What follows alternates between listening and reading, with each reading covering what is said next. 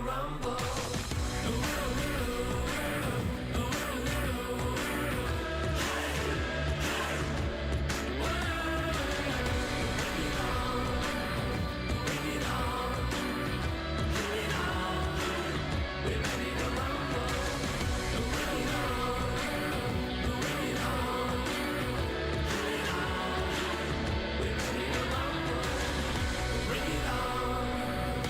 it on.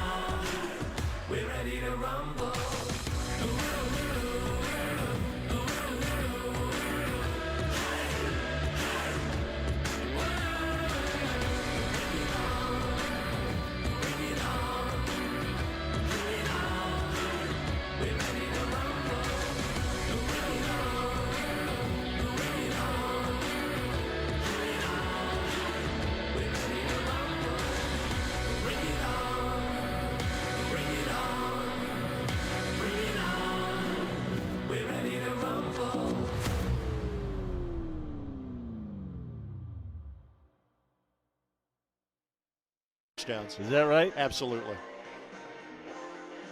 We stopped rumbling, by the way. We're showing it.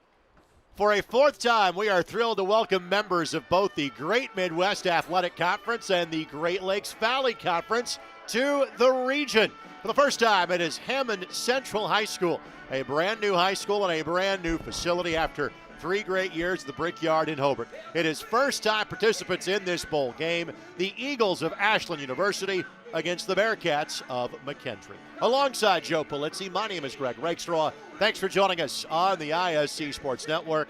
You cannot get more Division II than the two of us. I was a Division II student athlete a different millennium ago. My partner is an alumnus of Hillsdale, coached there, spent 16 years as the head coach at the University of Indianapolis. You know these two schools, especially Ashland, well. So first things first, Joe, good to be back with you. And secondarily, the concept of rewarding teams that had good seasons the chance to play one more game. What does that mean to you? Oh, I think it's tremendous, and I think the fact that Division II is finally dipping into a situation like that where these young men get to play one more game, they get a chance to go off on a high note, and they get a chance to test what some of the other conferences have in terms of athletic ability and technique. Let's talk about this Ashland program, and I made the quip off air. It's kind of like the Division II version of the Steelers. Their head coach in Doug Geiser, he's in his first year as the head coach. He's been a part of the program for 20 years. He is the 4th head coach at Ashland since the late 50s. That's how good the program has been. Last year, they represented the GMAC in the Division II playoffs. This year, they started 1-3. They had the unlucky draw of facing their league's best team in Tiffin the first week of the season. Tiffin, who we saw in the bowl game last year, they won the GMAC, went 11-0 during the regular season. But Ashland now finds a way to this bowl game. What's in this opportunity for this Ashland Eagle Ball Club? Well, you know what? Traditionally, you talk about the Steelers. They are very closely a replica of the Steelers. They're always physical. They're always strong. They're always going to be able to run the football and stop the run. I think it's a great opportunity to get these young men a chance to get their 9th win of the season and go into the offseason with a great boost of confidence. McKendree story, see the Bearcats charge the field. How about this for a comeback story? They allowed 79 points in their season opener. That was to Tiffin, by the way, in the Cross GLVC GMAC weekend. They started 0-5. But, Joe, they won their last 5 games, including the program that you and I hold dear to our hearts, the University of Indianapolis. That has become the North Star of the Great Lakes Valley Conference. McKendree beat them to get to this game.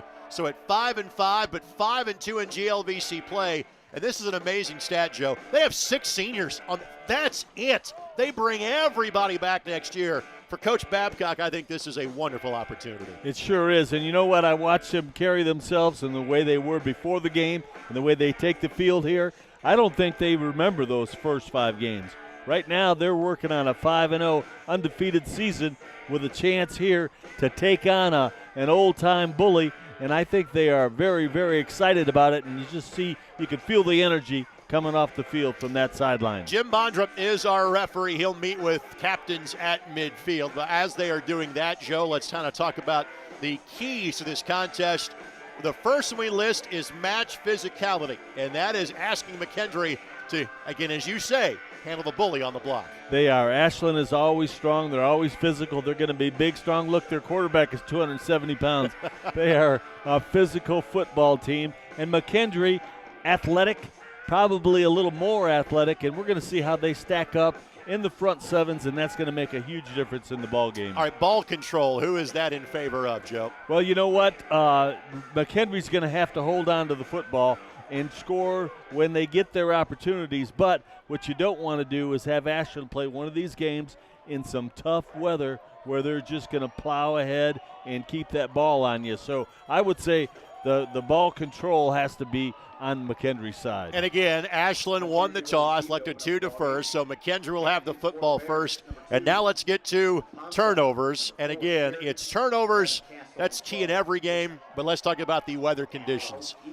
As region evening goes, it's actually pretty mild. Temperatures in the low 40s on this first night of December. It has been misting / raining all day long.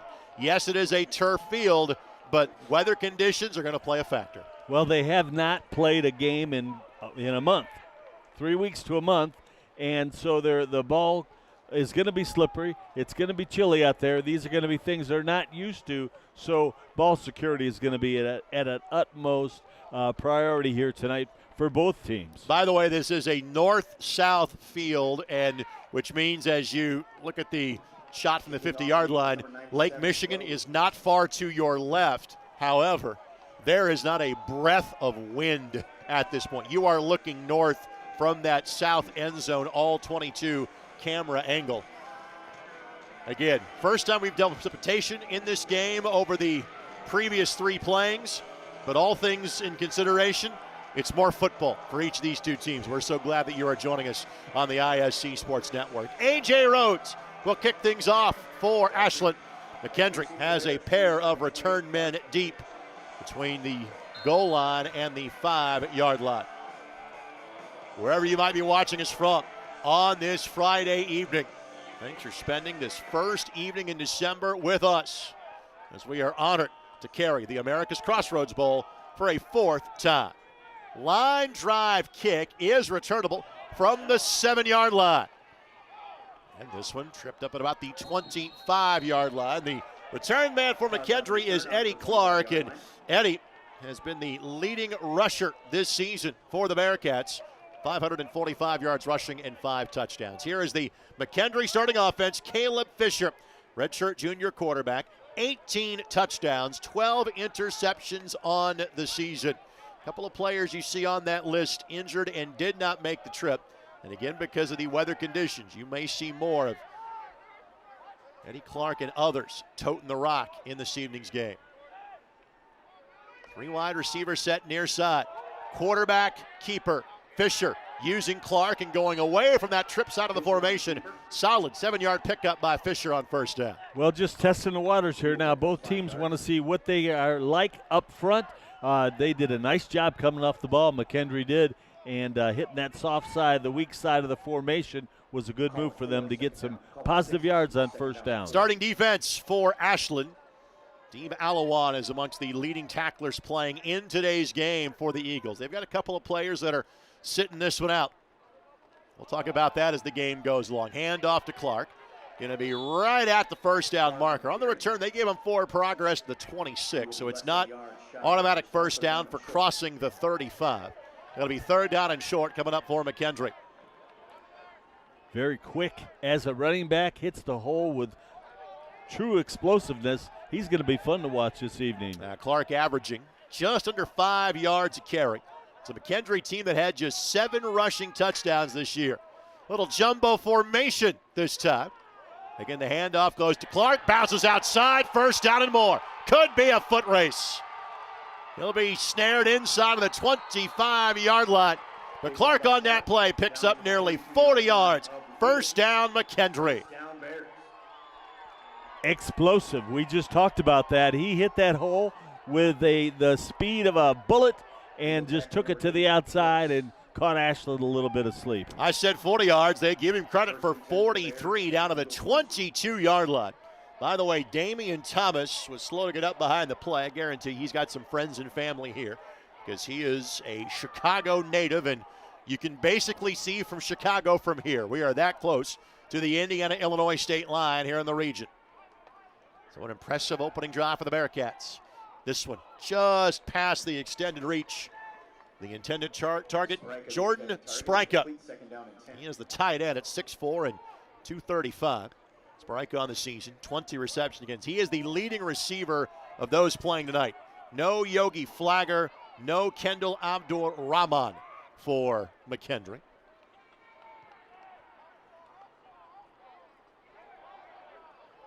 Fisher looking for the downs. This one just a bit too far. Chase Wells was the intended target. And quickly it'll be third down. Going to the air here these last 2 downs, the tight end was an extremely impressive young man before the game, and the way he catches, runs, how his athletic ability, and he was open in the flat, and now we go deep on the second down trying to make things happen. Bearcats are in field goal range. Ryan Castle is their kicker. He's 8 of 14 on the season, as long as from 48. This play may be as much about to make sure he's a little further inside of field goal range than anything else. Rush coming. Pass thrown. It's nearly intercepted. Should have been interception. Freshman E.J. Tia had it through his hands, and again, A, he's a defensive back. B, it is a slippery football that he's dealing with. And I think the McKendree staff, they know that they're going to have to mix it up, run and pass. Very effective on the run in that first part of the drive. Went to the pass the second half. I think the second half of the drive, I think they're just trying to get some separation between the defensive backs and loosen them up. So Castle from 39. Plenty of leg in this one, and no good. So solid drive, couple of first downs from McKendree, but points do not come from it. So we will now see the Ashland offense take to the field. And when talking about the quarterback and Trevor Bazinski, yes, his size is apparent. 6'5", and Joe Polizzi scoffs at him being 263 pounds. He says that's pre-Thanksgiving. That was definitely before the turkey came out. The passing yardage just as impressive. Just shy of 2,300 yards. How about this for touchdowns to interceptions? 23 touchdowns, just 4 picks for the young man that began his college days at the University of Buffalo. Pressure coming. Bazinski buys time, slings it, catch made, first down. Or was it knocked free? They will say no. He did hang on to it. Catch is made by Jet Joseph. Joseph with 34 catches on the season. He will be marked down just shy of the first down marker. Give him a gain of 9 at second down and a yard. Good call with a little bit of a half boot there. He settles his feet and getting used to his footing on this turf and threw a bullet right in there. On the handoff and trying to bounce this one outside, and I don't think he got the first down. Ball carrier that time, Tyrus Stevenson. He is a redshirt freshman from Cincinnati. Top 2 running backs this year in Washington and Martin, not playing tonight for Ashland. So they'll test their depth in terms of the tailback position. No gain, third and a yard. I think we saw a little bit why they're on a 5-game win streak. McKendree, that is. They can run to the football. Good speed and quickness on this defense. 8-man box here for McKendree. And Ashland will have to take a timeout. So with that, let's step aside with it. We are back in 30 seconds. First, this for our friends at the South Shore Conventioner and Visitors Association. Any season is worth the trip to the South Shore of Lake Michigan. Discover the snowy landscapes of the Indiana Dunes, enjoy an afternoon of ice skating in a quaint downtown, followed by an epic holiday lights display like the Forest of Lights at Fair Oaks Farms. Try your luck at one of our casinos or sip on a seasonal drink at a local brewery, winery, or distillery. Just a short drive from Chicago, the South Shore offers fun for all ages. Plan your winter getaway at alongthesouthshore.com. Well, again, not the current scenery, but part of the just wonderful nature of the Indiana Dunes Lakeshore. Generations ago, some of these were wiped out for the name of industrial progress in the Gary area. You go east of there along Lake Michigan, and it's sites that you won't see anywhere else in this country. Again, along the South Shore, well, you see it here in northwestern Indiana. Third down in the yard.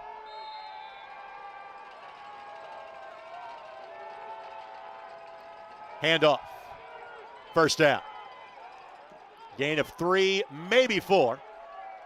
Tackle made by Jamarcus Gary for McKendree, but not before. A gain of 4 yards and a first down for Ashland. Good hard running in there, coming off the football. That's what Ashland has been known for throughout the years. Big, strong up front, and came off the ball nicely to pick up that first down. Waiting for McKendree to get their subs cleared as Ashland subs, so the Bearcats have the opportunity to do the same. Trips to the far side for the Eagles. Bazinski fires, catch made underneath, turns upfield right around the first down marker. Should be good enough to move the chains. Right at the 45-yard line. That is Brock Henney, another freshman from North Canton, Ohio. 4 catches on the season, make it 5. First and 10 for the Eagles. Well, you can see why Trevor's been so effective. He understands the offense so well. It doesn't take a long time to see that. He understood what was happening in the secondary, checked down perfectly, and is moving those chains. Overload formation, trying to bounce it outside and nowhere to go. Well, Joe, you recognize it immediately. The speed advantage belongs to McKendree on defense. Ethan Young on the tackle. They are. They're fast, they're aggressive, and they are spirited. They're getting after it. It's a team that averaged allowing over 34 points a game, but that was largely in the first 5 games of the season. Won their last 5 to finish 5-2 in the GLVC. That was tied with Truman State, who had played in this bowl. Each of the first 3 playings, McKendree got the nod this time. Truman has won this bowl game each of the 3 times we have played it. On the handoff, the lost yardage picked back up. That was Jones that was the ball carrier. Jones listed as a wide receiver, but again, because of some of the absences tonight for Ashland, he's going to get more of an opportunity. And I think Ashland does recognize the quickness disadvantage that they may be facing, and their best bet is to block and just run straight ahead with the quick hitters until they get their footing. Gain of, call it 6. Third down and 8. Bazinski throws and has his man, and he can walk into the end zone for a touchdown. The safety thought he had it, and he turned around and said, oh, no, as Joseph flies by him. Touchdown toss for Ashland. That'll go for 62 yards. He was in position to make the play and just kind of froze, and there it goes. Great job on the read by the QB. He is a very intelligent and accurate thrower. For Joseph, that is his 4th touchdown grab of the season. That was Purvis Brunson. That was the man in coverage for McKendree. Had the ball go sailing by. Snap back, kick up, and this one is good. 7-0 Eagles lead midway through our first quarter. We're back after this. Let's first tell you more about the city of Hammond, Indiana. Discover Hammond, Indiana, a city in the middle of it all. Be a part of our energized community, located just a few miles from the beautiful beaches of Lake Michigan. Nurture young minds at our new schools and dream big with our generous college scholarship program. With new home ownership opportunities and access to the big city, Everything is within your reach. Start your Hammond story in Indiana. Learn more at inindiana.com/Hammond. One more look. Baczynski. And absolutely flies that one in there. So give Joseph the touchdown grab. Back deep for the Bearcats, Clark and Dickerson. So Ashland trying to not just win this, to give themselves a 9-win season, which even for a program of their ilk is not something they have had a lot of. But they're also trying to bring the trophy, the championship, to the GMAC for the first time. As Truman has won this bowl game, beating Ohio Dominican in 2019, Hillsdale in 2021, and Tiffin in a great game last year.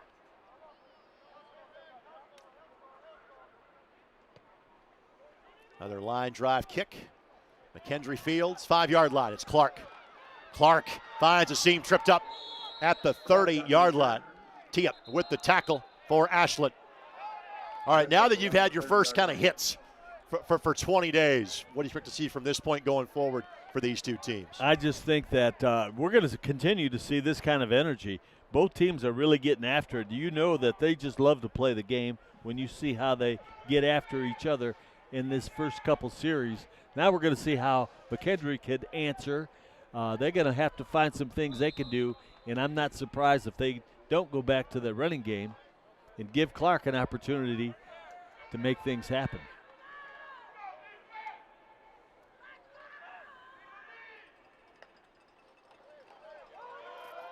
On the delayed draw, I'm not sure it's supposed to be that delayed, a slow developing play.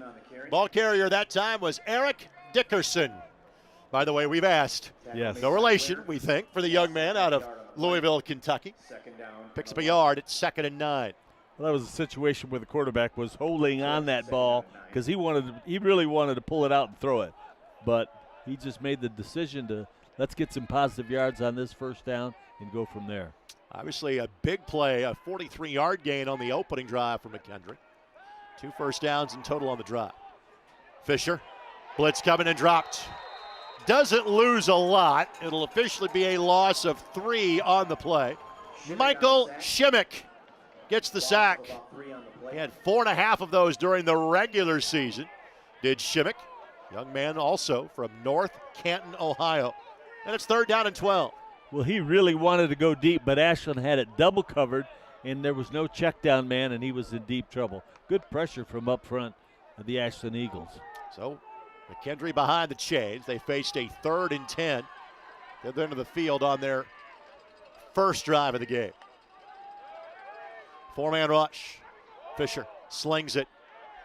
Catch made, but shy of the first down marker. Good coverage that time by Ashland. Devin Prude was the man in coverage. Clearly you see the catch was made by David Richard. Redshirt freshman from Wentzville, Missouri. It is a bowl game. Do you treat it differently? For a moment, McKendree might go for it on 4th and a yard, but here comes the punt team on. Boy, they really did not want to turn this ball over so quickly after giving up a big play like they did. But, yeah, this is the only smart decision. Barry back to punt. So back to punt, Caleb Barry. Barry 40 yards a kick this season with a long of 73. High end over end kick, late call on the fair catch. Fair catch. Again, in a dark sky and a wet football, not exactly a bad decision. 42 yards in the punt, no return. Riley Weiss back on the, or Weiss, excuse me, back to return that kick. Barry's kick good for 36 yards with no return. Here's Baczynski. You do not want to give these, as we call them, bullies. They are physical, and that's the only thing that matches that name. But you don't want to give them a big score like that. They got to do a better job of staying in front, taking away the deep ball and running to that football, which they're the best at. A lot of youth on the offensive line tonight for Ashland. McKendree comes up, stops forward progress after a gain of a yard. The aforementioned Jamarcus Gary in on the tackle. Orlando Kamara Freshman from Reynoldsburg, Ohio. Officially considered no gain, second down. And no Giovanni Washington, no Larry Martin tonight for Ashland. No gain on that last play, second down. Already seen 3 different tailbacks in Stevenson, Bluebaugh, and Kamara.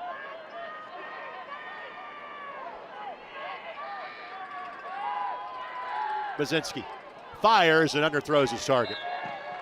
Pass is incomplete. Tony Panunzio was the intended target. It'll be third down and 10. I'm trying to figure out if that's misty or if it's coming down. But that is certainly a factor in that last throw. Play clock is at 21.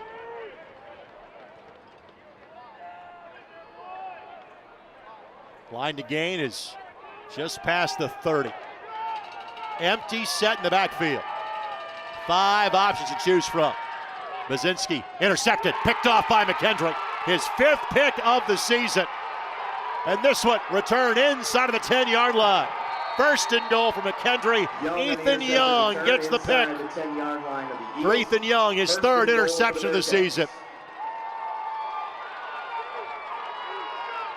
Completely missed it. Trevor overthrew a good open receiver right into the hands.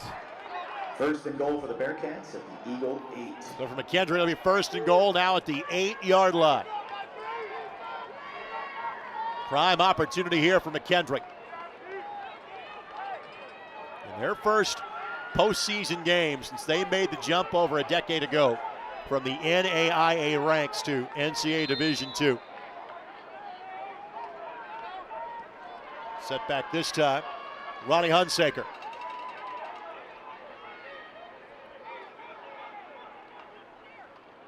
Hunsaker on the handoff. And nowhere to go. In fact, he will lose yardage on the play. Steve Alawad for Ashland. Senior from Strongsville, Ohio. We were just talking about his high school program with one of the Ashland assistant coaches. Played at St. Edward's High School, a nationally ranked power in Northern Ohio. The loss of 1, second down and goal.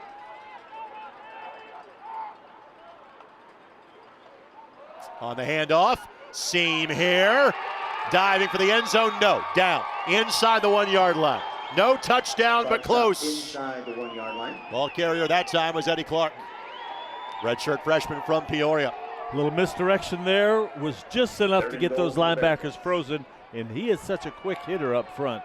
Very effective. Good job of coming off the ball up front, and they were sitting in great position. It might be brotherly shove time, as it is now known, the rugby scrum play. Has everybody got that in their offense now? Well, this is the full house backfield version, the shotgun version of it. So it won't be the true quarterback sneak. It'll be the handoff to Clark, and he's in, no problem. Touchdown, Bearcats. Eddie Clark, his 6th touchdown of the season, and we're an extra point away from this game being tied. Great job of making things happen. Coming up with a big turnover, punching it in like that. Now we got us a football game. That's for sure. Those were his pulling linemen / linebackers on that play. That's Breezian Wilson and John Rathbun. Both linemen lined up in eligible positions. Extra point try is good, and we are tied at 7. 4:27 left to go here in the opening quarter. We're back in 30 seconds. Now this for our friends at the Great Lakes Valley Conference.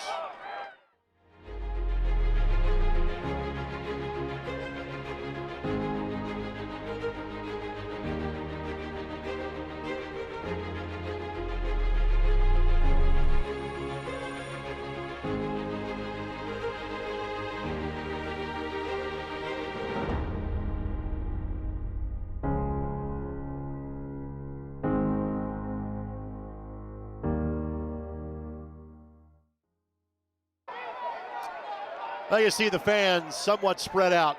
That's the home side, the Ashland side, here at Hammond Central High School. This is a brand new school This school opened, I want to say, for the 2021-2022 academic year.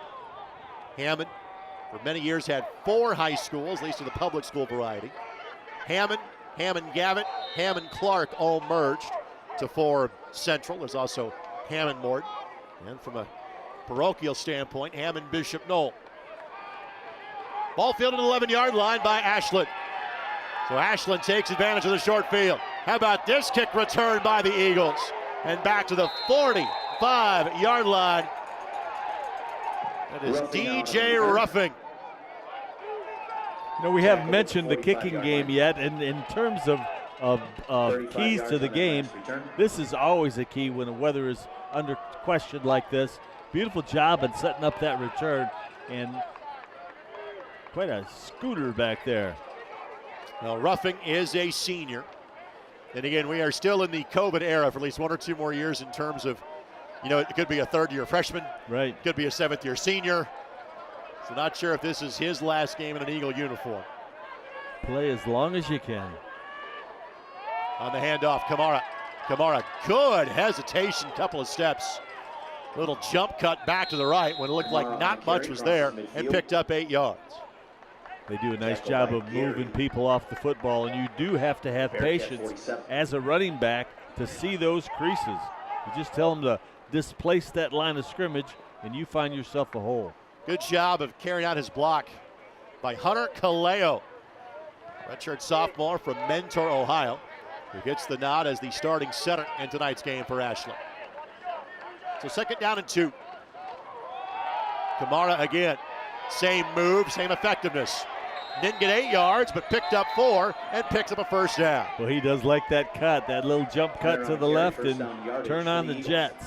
Well, he's called Ashland the Steelers of Division II because of their longevity at the coaching position. Well, this young man, even though he's named Kamara, little Le'Veon Bell to him. Take a little sidestep, let your linemen do their job. Absolutely, absolutely. So 1st and 10 for the Eagles now at the 43-yard line. Bazinski fires, catch made, tackle eventually made. Good, tough football by Tony Panunzio. Brought down by Young and Lyons. Gain of 8. He'll pick up 8 yards. You gotta love those guys with the double Z in their name, don't you? That also applies to my partner in Joe Polizzi. That's Polizzi for those one to keep track at home. 2nd and short.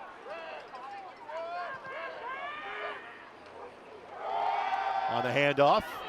And again, good hard running. That's Tyara Stevenson. Goes by Ty for short, picks up 3 yards and moves the change yet again. 1st down for Ashland. Stevenson on the carry. Well, there's absolutely no question of the spirit and the mentality going on that field. Both teams getting after it, playing at the highest level of their ability, and having fun doing it. It's an Ashland team that put up 56 points the last time they played at an Owensboro, Kentucky at Kentucky Wesleyan. In their last game some 20 days ago. Bazinski slings it sidearm. Mouthpiece goes flying. There's some hitting that's taking place. Sherry with the That's tackle. Henny on the catch. Henny right at the line of scrimmage And for no gain. the tackle made by Andrew Sherry. And in talking with Coach Geiser about McKendree, he pointed out Andrew Sherry immediately, says their defense funnels to him. Very good play. Well played on that run option pass right there. Had ideas of giving it off. Thought he saw something on the outside. Beautiful reaction from a quick defensive back. It's officially no gain on the play. Call it 2nd down and 10. Play clock is at 5. Bazinski out in the flat. Again, it's Henny. And again, good open field tackle made. Quarterback takes the defense, gives him. Young man that had the interception last possession. Young on the tackle. 3rd down in what is likely 4-down territory. Absolutely. Nice job, a masterful job by the quarterback. Understanding coverage, understanding his package, and delivering that football. Call it officially 3rd down and 6. What could be the final play of a rapidly moving first quarter. McKendree hinting blitz, they back out of it. But one man gets home, catch made, tackle made immediately. I think it's going to be shy of the first down marker. And the hit delivered by Logan Turbeville. Now whistles blew at the end of the play. Let's see exactly what this is about. I think they knocked that ball loose. What's the call here? See if there is a penalty here or exactly what the story is going to be.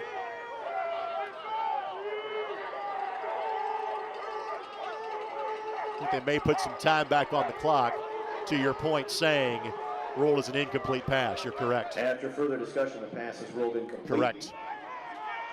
Well, Turbeville, 60 tackles on the season. Second best for McKendree. You are correct, incomplete pass. So fourth down.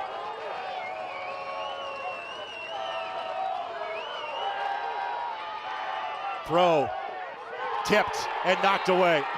And it's the aforementioned Andrew Sherry that gets the PBU. Unbelievable that we missed that safety.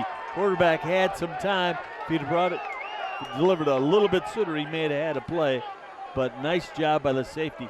Coming off the hash, reading it perfectly, and very, very fortunate that he was able to get his hands on it. So McKendree will take over at their own 28-yard line. So both teams now have had a drive that has crossed the 50, that has come up empty. Turnover right now looming large in this one. That's a lot of it is because there's just some good solid hitting going on out there. Six-man box here by Ashland. Fisher throws and throws incomplete. And we were talking with the McKendree staff before the game. Fisher originally recruited as a wide receiver here at McKendree. And he is a young man that, you know, normally you think of, don't want to go Finkel Einhorn laces out on you, but normally you think of a quarterback gripping the laces to deliver that spin. That's not how Fisher throws the football. Is that right? We'll see if that has an effect on him. I think it did right there. Yeah, on a wet night. He did not have balance, and really his grip was an issue. Quarterback keeper finds a seam, lowers the shoulder. Be the final play of the quarter. It'll set up third down and 2 when we come back after our first 50 minutes of football. Our score at the break, Ashland 7, McKendree 7. This is the big play by the Eagles on the ISC Sports Network. Are you ready to make an investment in yourself? McKendree University is the answer. Nationally ranked McKendree University offers a personalized and supportive educational experience to maximize each student's potential. McKendree's Clear Path initiative guarantees lower tuition rates and fees, providing Bearcats a clear path to graduating with less debt. It's private education at a public school price. Enroll today at mckendree.edu. I want to thank Jordan Shue, our entire ISC Sports Network crew, Jason Porter, Dennis Glover, the rest of our great camera operators that are working in not exactly the Chamber of Commerce conditions, but as I've been quick to point out, Joe, it's December 1st. It's nighttime in the region. This could easily be snow. We're in a much better place than we could be. Absolutely, and I think it's kind of subsiding a bit. And I don't know, we're probably in the 40s, wouldn't you say? Couldn't ask for much better in the first part of December, playing some great small college football, 2 very spirited athletic teams trying to end up on a positive note. So third down and 2, and again, it's the jumbo formation here. Really 8 linemen in this formation. Hand off and going to be shot. He got a yard. That time ready to Clark. You're rolling the dice at your own 37-yard line here? No. No, not after the looks of that play. Less than a yard. So fourth and a couple of feet. Punt team is nowhere to be found for McKendree. And they're going, or at least they're going to try to get Ashland to jump offside. Big boys in the backfield, huh? Defense getting ready in case they're needed. Fisher takes the snap, going to look to throw. Now going to tuck it and run. First down and then some. And spun down at the 49-yard line. Well, you've run that play 3 or 4 times. At a wrinkle. First down, McKendree. Absolutely. Nice call. Beautiful job. We could see his athleticism there. He ran like a wide out there. Nice quick feet and big play. And again, Fisher, a guy that has had some positive yards rushing this year, but some of that's also gobbled up because of sack yardage as well. This McKendree team had 7 rushing touchdowns this season. They already have 1 in this game. So first and 10 at the 49-yard line. Screen, catch made. What great coverage. Phenomenal coverage. That's Jalen Ford, transfer from Upper Iowa, now a member of the GLVC. Picked up 2, but no more. Second and 8. Ashland has always had tough, aggressive, physical linebackers and a safety that'll come up and say hello to you, and that's what we just witnessed. That completion by Fisher. Just his second so far of the game. Again on the handoff, it's Clark, and Clark a yard or 2. Tackle for Ashland made on that play by Jack Talkington. Gain of 1. Tackled again by Talkington. Third down and 7. 3rd and 7. They're doing a real nice job of attacking Ashland's defense. They're very strong, physical. As much misdirection as you can put in to their offensive calls are going to help you keep those linebackers uncertain. McKendree, 7-8 yards of offense in the opening quarter. And their touchdown drive on 8 yards. 4-man rush. Fisher throws, and a little bit of contact, but I think that's the right no call. I think that ball was not catchable in either direction. Intended target was Chase Wells, and here comes the punt team now for McKendree. And that's another situation where I think grip was a factor. Either that ball was tipped or it just slipped out of his hands, but that's not what he intended, not where he at all where he intended to put that football. So Barry on to punt. His earlier kick was a fair catch at the 20-yard line.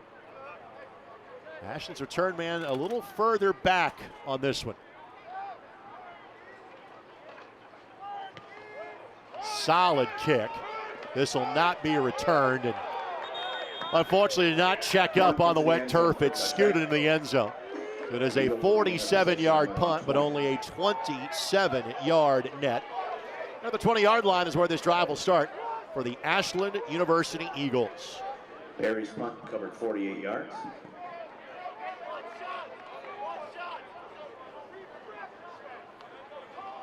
Doug Geiser, the head coach at Ashland, 19 years as an assistant coach. Was the associate head coach in each of the last 16 seasons. Ended up the offensive line and run game coordinator as well. And they have always been known for strong and physical up front. Catch made and tackle made immediately. And again, that's Andrew Sherry, their leading tackler on the season. Catch made that time by his number counterpart, Sherry. By Jamari Kroom. Second down. I look like, Joe, that was a big play waiting to develop until Sherry got just enough to bring him down. Absolutely, absolutely. And that's a nice read by the quarterback. Bazinski now 7 of 11 with an interception throwing the football. On the handoff, first down and more. That is blue ball. Well, he misidentified him earlier. He's wearing a different number than we'd anticipated. But blue ball to the 45-yard line. First down, Eagles in a gain of 19. Beautiful job on the call. That's the same run they wanted to run on the first down play, but he ended up pulling out and throwing it. Well blocked up front. Pull the backside guard and tackle. Lead those big horses up through the line, and you got some running room. How about your fullback and tight end getting the job done from a blocking standpoint? Love it. Blue ball again. Finds a crevice. He is taken down as he crosses the 50-yard line. To the 47, give him a gain of 8 yards. Blue ball on the season. 9 carries for 54 yards. Junior out of Marion, Ohio. So you're telling me that's their 4th deep? That's their, by listed by yardage, fourth. By their two DPs, they're third. But Stevenson and Bluebaugh had combined for 25 carries all year. Kamara had 4 carries all year. Isn't that something? Got to have depth. Reward Play in December. Reward your program kids here in this bowl game. 2nd and 2. Fake the handoff. On the seam, it's Joseph. Flag thrown, and that may be something of a formational call. Joseph, there is a flag. An eligible man downfield. Somebody was covered up. Somebody did not get lined up properly. So wave off the first down. It'll be 2nd down and 7. Will negate the play. Well, the booth next to us caught it immediately, which is the Ashland coach's booth. Joe, what did you see? I did not. I did not. I was watching something else. I missed that. Very likely the wideout was on the line of scrimmage. Correct, and cover up the tight end. Yep. But I'm mastering it. I'm just loving the ball handling of Trevor. He is so good with the football. Quick reads, quick delivery, and absolutely understands his offensive package. From Bedford, Ohio is Baczynski. I don't think this is a timeout. I think this is making sure that down and distance and timing are all aligned. And Jim Bondra, our referee tonight. Great chance to catch up with him before the game, and now the clock will roll. That was the reason for the quick conference. On the handoff, Stevenson. He'll get 3, maybe 4. Baczynski with the carry. 3rd down. Tackle for McKendree. Braden Paraschow, sophomore from Rochester, Illinois. Paraschow, 13 tackles on the season.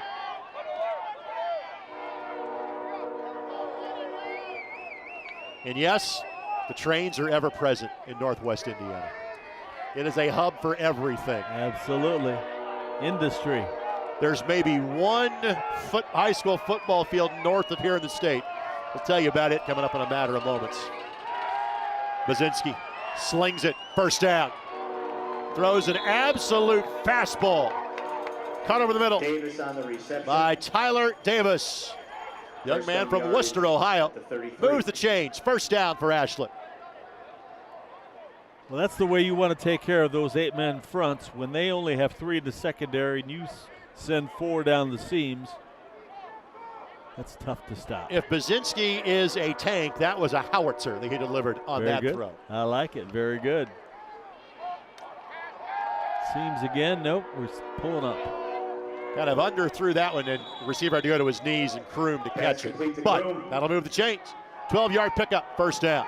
1st down yardage. Well, you can see why this Ashland team put up the numbers in which they did. They only scored 17 in their opener to the always tough Indiana University of Pennsylvania squad. Ever since that, they have put up at least 20 in every game this year. Yeah. 5 first downs in the opening quarter for the Eagles. And they have moved the football exceedingly well from their own 20. Bluebaugh, the handoff. He'll get 4, maybe 5, before Turbeville makes the tackle. Turbeville from Bethalto, Illinois. 6'3", 235-pound sophomore. Turbeville, 60 tackles on the year, 8 of those for a loss. I'd say these guys next to us, the Ashland staff, is doing an excellent job changing up formations, hitting the strong side, the weak side, really spreading the defense thin. They're doing an excellent job. And again, let's emphasize, this is a group that has kind of a mixture of 1s and 2s on the field right now. Yes, you've had 3 weeks to practice for this. Handoff to Bluebaugh. Bluebaugh dives. I think he's going to be just shy. Let's see. Yeah, 3rd down by about a half a yard again. Andrew Sherry on the tackle. He is everywhere. 3rd down and 1. Love the effort. For those that think that bowl games are meaningless exhibitions, that was a 3-yard dive that Bluebaugh just did, arching for the 1st down. Love the way they're playing this game. That has been the constant in the brief history of this contest. I agree. Stevenson bounces it outside. Stevenson won't get there. Will not get there. Tackle made by Elijah Felton. Felton, who used to play at Marion University in Indianapolis, makes the tackle. Is that right? He did a super job not getting outflanked. It was close, but he had to move those feet and grab a hold of something. Because it was a loss of a yard on the play, Ashland will take the points. They will send out A.J. Rhodes Will attempt to kick this one away.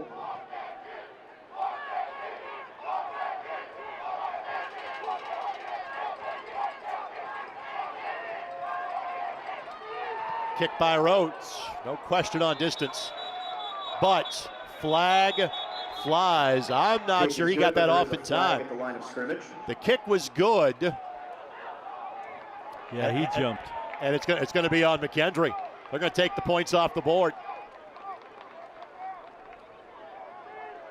So he did get the kick away. That wasn't a problem.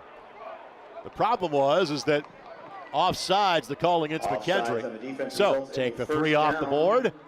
First and goal coming up now for Ashland. He'll take that any day. He just mistimed the cadence and jumped too soon and cost him dearly. Really kind of lined up offsides. Rhodes this year on field goals, by the way, was 8 of 16. His long 41. We'll file that away for future use. Love the looks of that offensive line as they take the field. This is payday. Come on out and move some earth. 280 and larger along the offensive line for Ashland. Baczynski slings it. Touchdown. Yeah. Jamari Krug, his second touchdown of the season. He had 9 catches, 108 yards coming in. 3 quickly replaced by 6 with an extra point to come.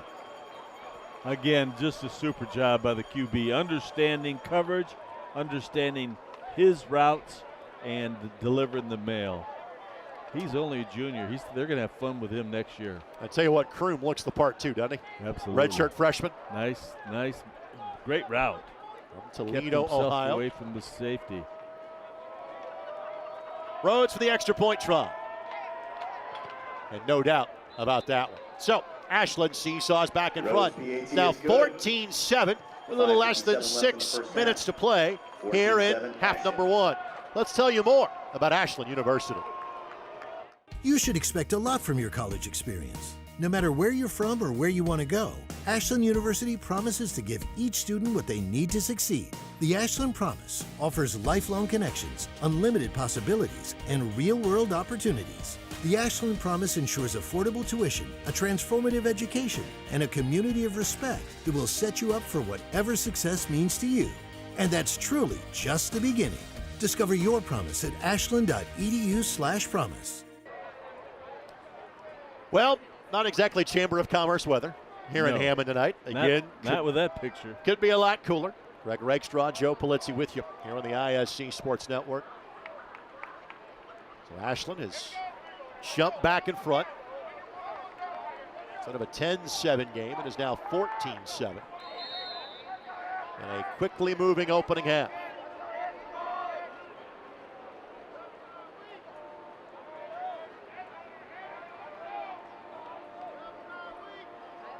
Clark back deep to return.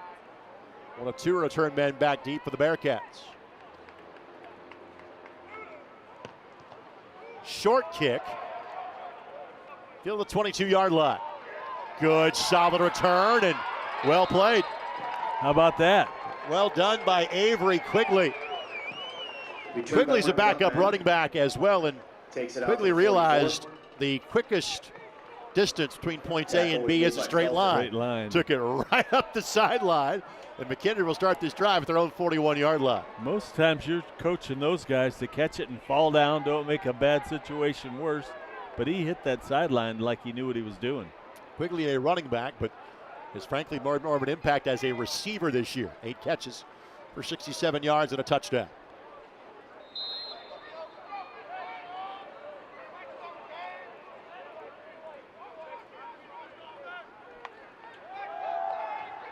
Looking for the screen. They got it. Clark bounces outside. First down. Lowers his shoulder. Tripped up. 41-yard line.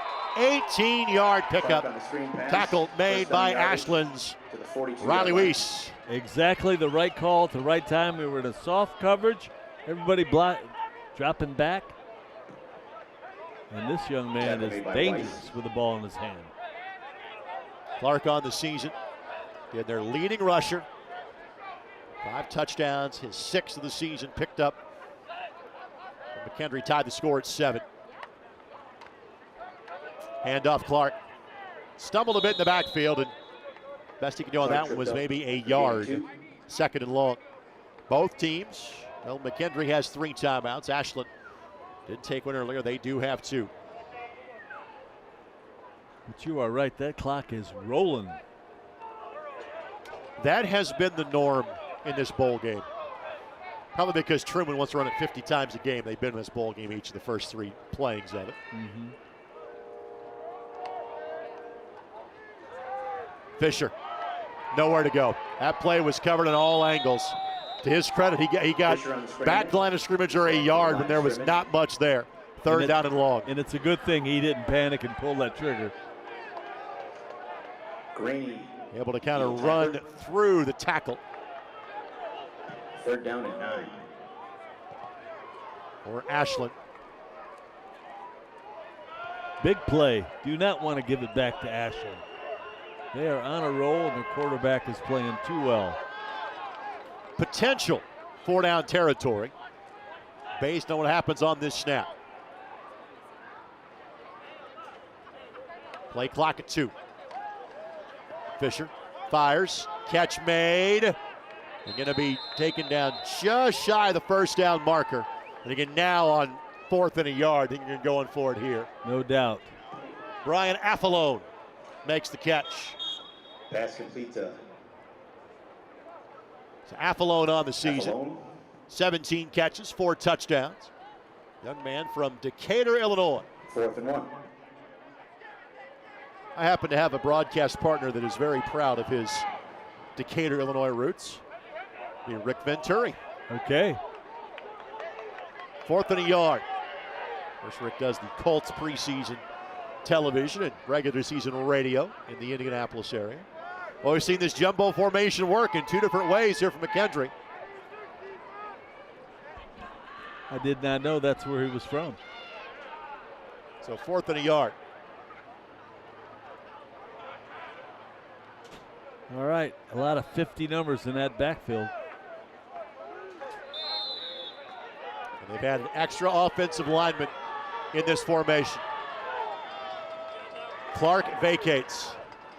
The draw, 1st down, could be more. Hurdles a defender and pushed out of bounds inside of the 20-yard line.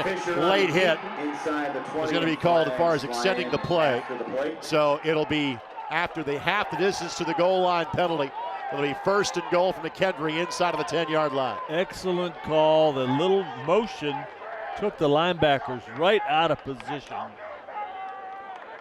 A little extra shove by Weiss at the end of the play. Well, that's like the flag call. You could tell that was a wrinkle that the Eagles had not seen on defense. Weren't quite sure how to react with that motion. Well, Joe, let's face it. We've now seen that formation result in 3 different types of plays. Exactly. Not even at halftime yet. Nice job of it, utilizing their formations, taking advantage of some trickery. Personal foul late hit against the Eagles. Takes it down So to the 1st and 9-yard goal line. inside of the 10-yard line. Back to the more conventional formation this time.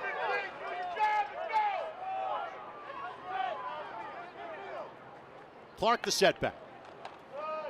Fisher holds, fires, and Fisher's no pass one is open. incomplete. Target was Timothy Middleton, the 2nd. Kind of got bumped off his route that time. 2nd and goal. Well, I don't know if he was reading that or not, but if he would have handed that ball off, he would have waltzed in. And Fisher, like so many of these McKendree players, back next year. Been talking with Coach Babcock this week. 6 seniors went to the Senior Day festivities for McKendree this year. Looking, slinging it, incomplete. Couldn't hang on to it that time. That was David Richard. Richard, the intended target. Yeah, that's Third huge. down. A young team like this on a 5-game streak with a chance to play in a bowl game, they're set up for the future. You can get up to 15 extra practices. Most coaches take about 10 normally for this game around the Thanksgiving holiday. You give the guys a couple of days off after the last game. You let them go home for Thanksgiving. Get a full week and come back and get ready for this one. Blitz coming. Everybody sells out. Catch made. Tackles missed. Touchdown. 2 defenders just fly by the receiver. Affalone, the touchdown grab for McKendree. How about that run after the Affalone on the catch? reception. He just froze, and everybody froze with him. I'll just stay right here. Thank you very much. We'll waltz into the end zone. His 5th touchdown grab of the campaign. And we're an extra point away from this one being tied. I was gonna question all the throwing down here, but they knew exactly what they wanted to do. For Fisher, his 19th touchdown of the season. And the extra point try is good. Castle PAT is good. 3:07 left to go before 3:07 halftime. left in We're the once second again quarter. tied at 14 Tied at apiece. 14. Now this for NCAA Division II. In NCAA Division II, community engagement is an initiative at all 25 national championships because student athletes want to give back while competing for a national title. Over the course of the year, Division II student athletes have an opportunity to leave a lasting impression in local communities throughout the country. Whether Division II student athletes are volunteering at hospitals, schools, after-school care programs, foster homes, or retirement villages, they make a difference in the lives of others. In Division II, we rise to the opportunity and make community engagement ours. Greg Reichstrup, Joe Polizzi with you. 3:07 left to go, and an entertaining opening half of football from the all-new Hammond Central High School. It is the 4th playing of the America's Crossroads Bowl. Again, presented by the South Shore Convention and Visitors Association. You'll hear from the South Shore folks. They'll join us at halftime. But you'll also hear from both commissioners. Jim Namovich, the Great Lakes Valley Conference. Tommy Dager. Well, he's in his late 40s now, just Tom. We've known him since he was Tommy. Tom Dager of the GMAC will join us as well. I think he's a perpetual Tommy. I'm fine with that. Yes, sir. Ryan Castle on the kick at the 7-yard line. Kick return game has been strong. For the first time, kick coverage game is strong. Only a 10-yard run back. McKendree thwarts him at the 17-yard line. Well, he decided for one reason or another, to leave his wedge and take it across the grain. And that could be a very, very crucial mistake. The Eagles have 2 timeouts with which to work with. And again, they are probably 55 yards away from field goal range here. Play clock is at 7. Ashland's kind of late to get in formation. Bazinski realizes it, takes the snap, simply hands it off. And blue ball. He too can do that little hesitation step and make something happen, and picks up 5 yards. Pick up 5 The yards. men up front, Walker, 6'6", 299. Henry, 6'3", 300. Kaleo, 5'11", 299. Stiles, Dietz, 6'3", 283. Caden Riddle, 6'4", 281. And Joe, this is an all freshman and sophomore offensive line tonight for Ashland. Very, very impressive. They are known for that. Big, strong, and physical. On the handoff, maybe a yard. Blue ball on the carry. 3rd down.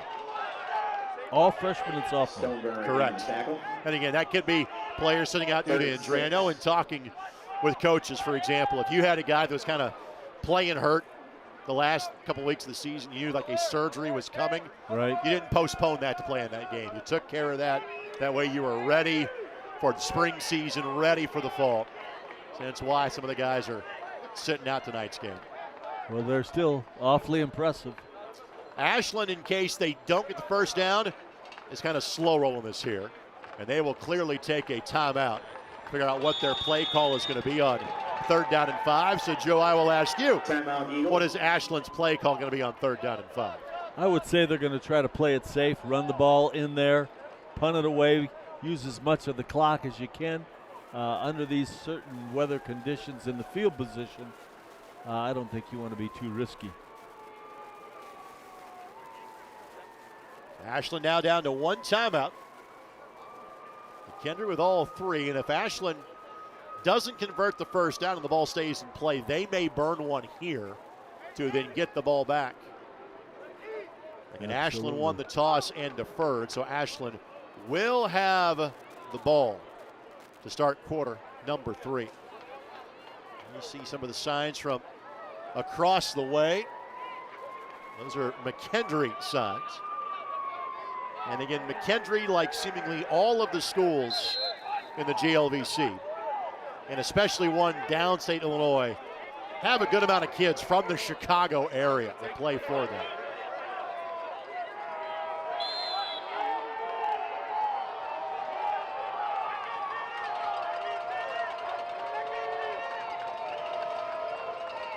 Line to gain is just past the 27.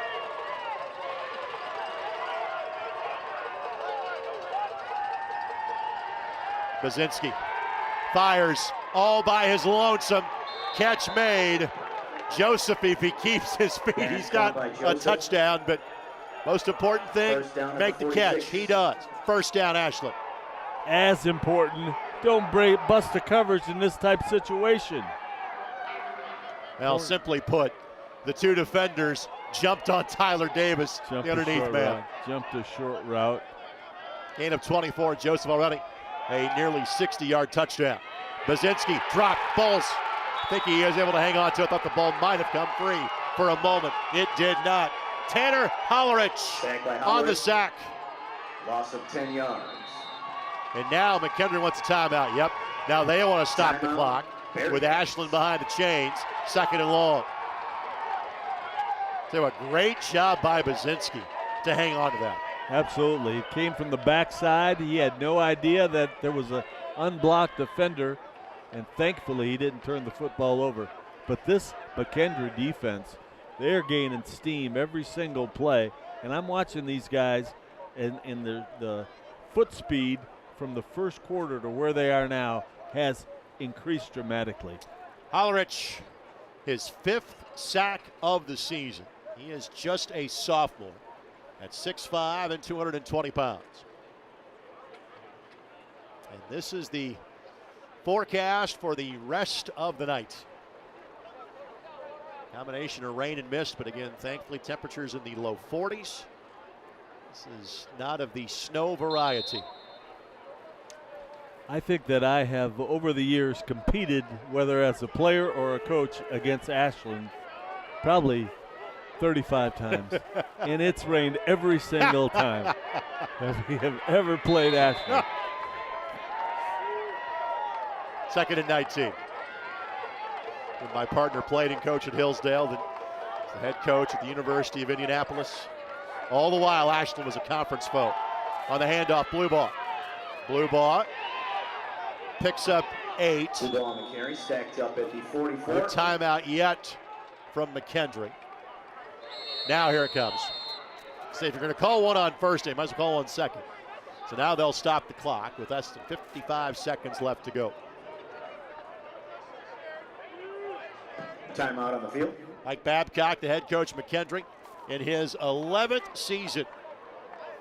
And again, this has been a bit of a slow build for McKendree as they have made the jump from the NAIA level. They were a playoff team on a regular basis in the NAIA. To jump to Division II,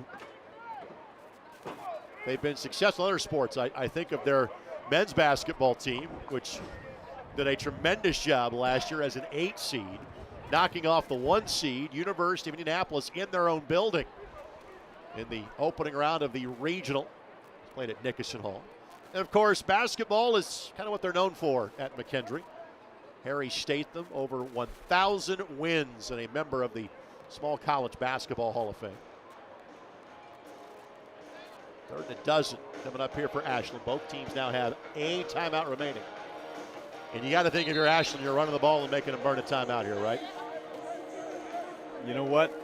I'm not opposed to letting this QB let it rip. But I will say that you are absolutely right. McKendree is a program on the rise, winning 5 straight, big win off a nationally ranked UIndy and getting themselves in a bowl game and playing extremely well.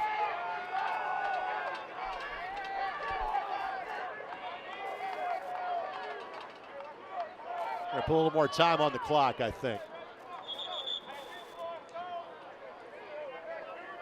So 57 seconds on the clock.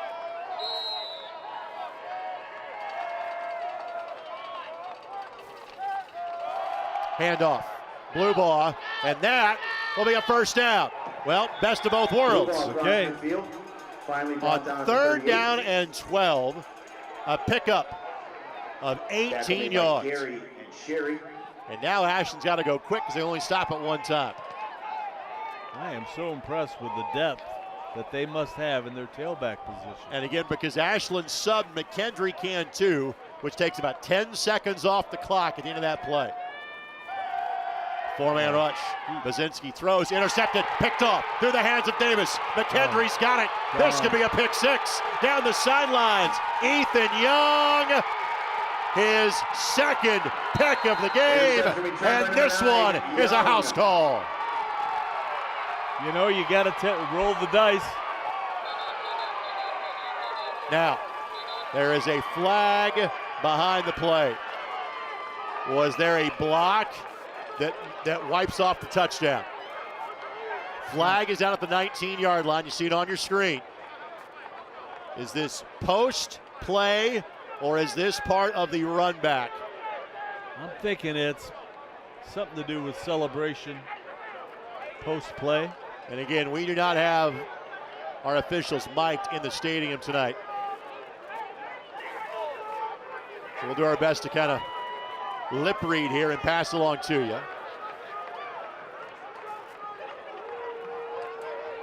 We had a taunting call during the play. On the touchdown will stand. Okay, so touchdown will stand. So a personal foul against McKendree.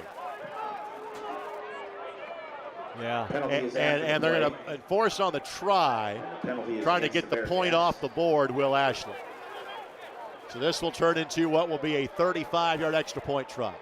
But a pick 6, and Bazinski threw 4 interceptions all year, and he's got 2 in the first half. And for Young, his 4th interception of the season, and this one goes the distance. And they really lamented over throwing the football at that point.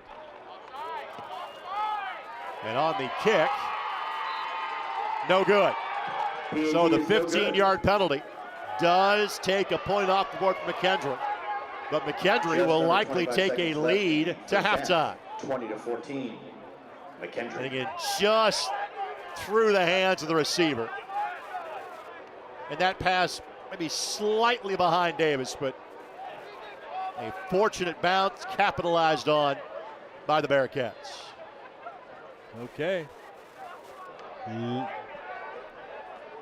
Deep drama here.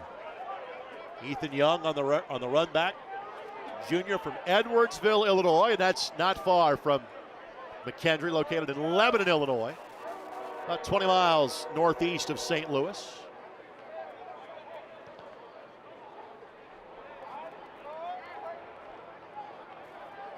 How does that change the halftime messaging on each side?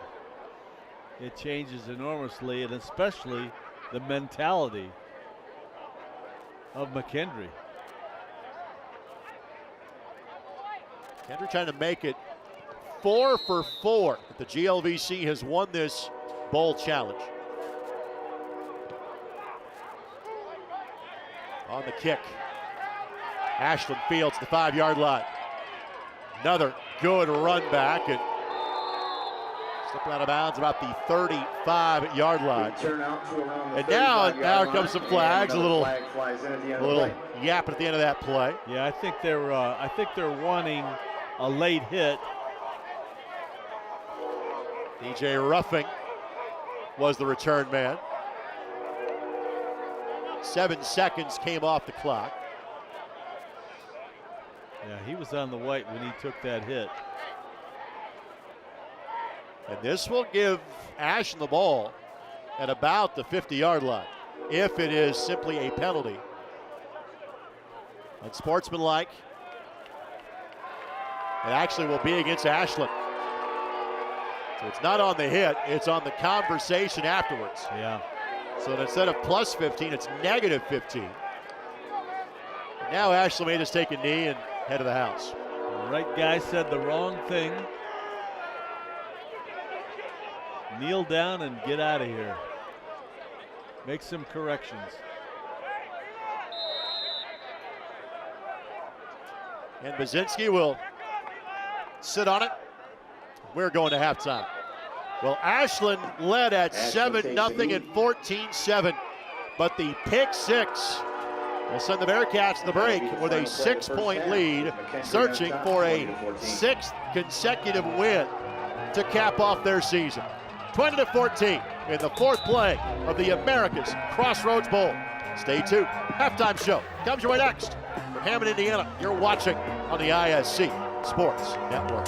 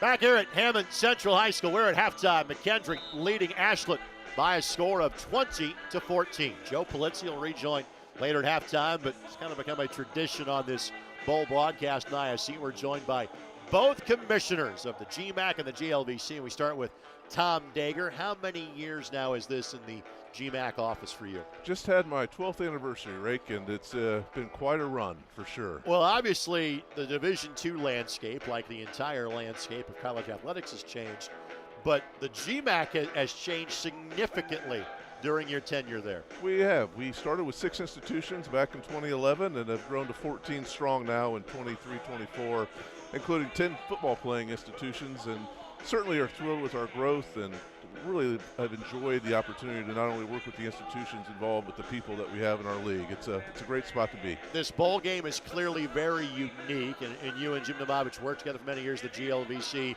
Obviously, both conferences are headquartered in Indianapolis. What is this partnership like to bring this event to your student athletes every year? It's a really special opportunity to not only have the competition tonight, but to also embrace the community and do a number of things that our student athletes don't always have the opportunity to do in a postseason competition. The student athletes were in the elementary schools this afternoon and really spent some great time with the youngsters here in Hammond, and we're so thankful to the city and the superintendent and everyone that's provided us support to do some of those things that these student athletes would normally engage in an NCAA tournament setting. So I owe a lot to Jim, not only professionally, but he's certainly a personal friend, and we've developed a great relationship between our two leagues. And to do something like this, along with the volleyball crossover and some other things we're looking at as it relates to partnerships, is something that's really special to me personally, but also very fortunate for us as a conference to have the opportunity to do. There is so much that is in flux at the Division I level. How has that affected Division II, whether it's simply the larger schools trying to pick up more power, obviously name, image, and likeness? What has it really meant in terms of your league and your members? Well, for us, it's something that we've really understood is a reality in college athletics, is that there's going to be a realignment at every level, and what transpires at the Division I level at some point will impact not only the lower levels of Division I, but certainly Division II in some ways, as institutions decide that maybe they want to pursue a Division I opportunity for schools and conferences that are looking to partner with them. So it does impact us. I think we've really embraced who we are as a league and who we are as members, and we are focused on nonprofit private institutions in this Midwest region and have stayed true to our beliefs in only bringing on institutions that really mirror our profile, and that's what's allowed us to be successful here in these first 12 years. Let's talk about the institution representing your league tonight in Ashland.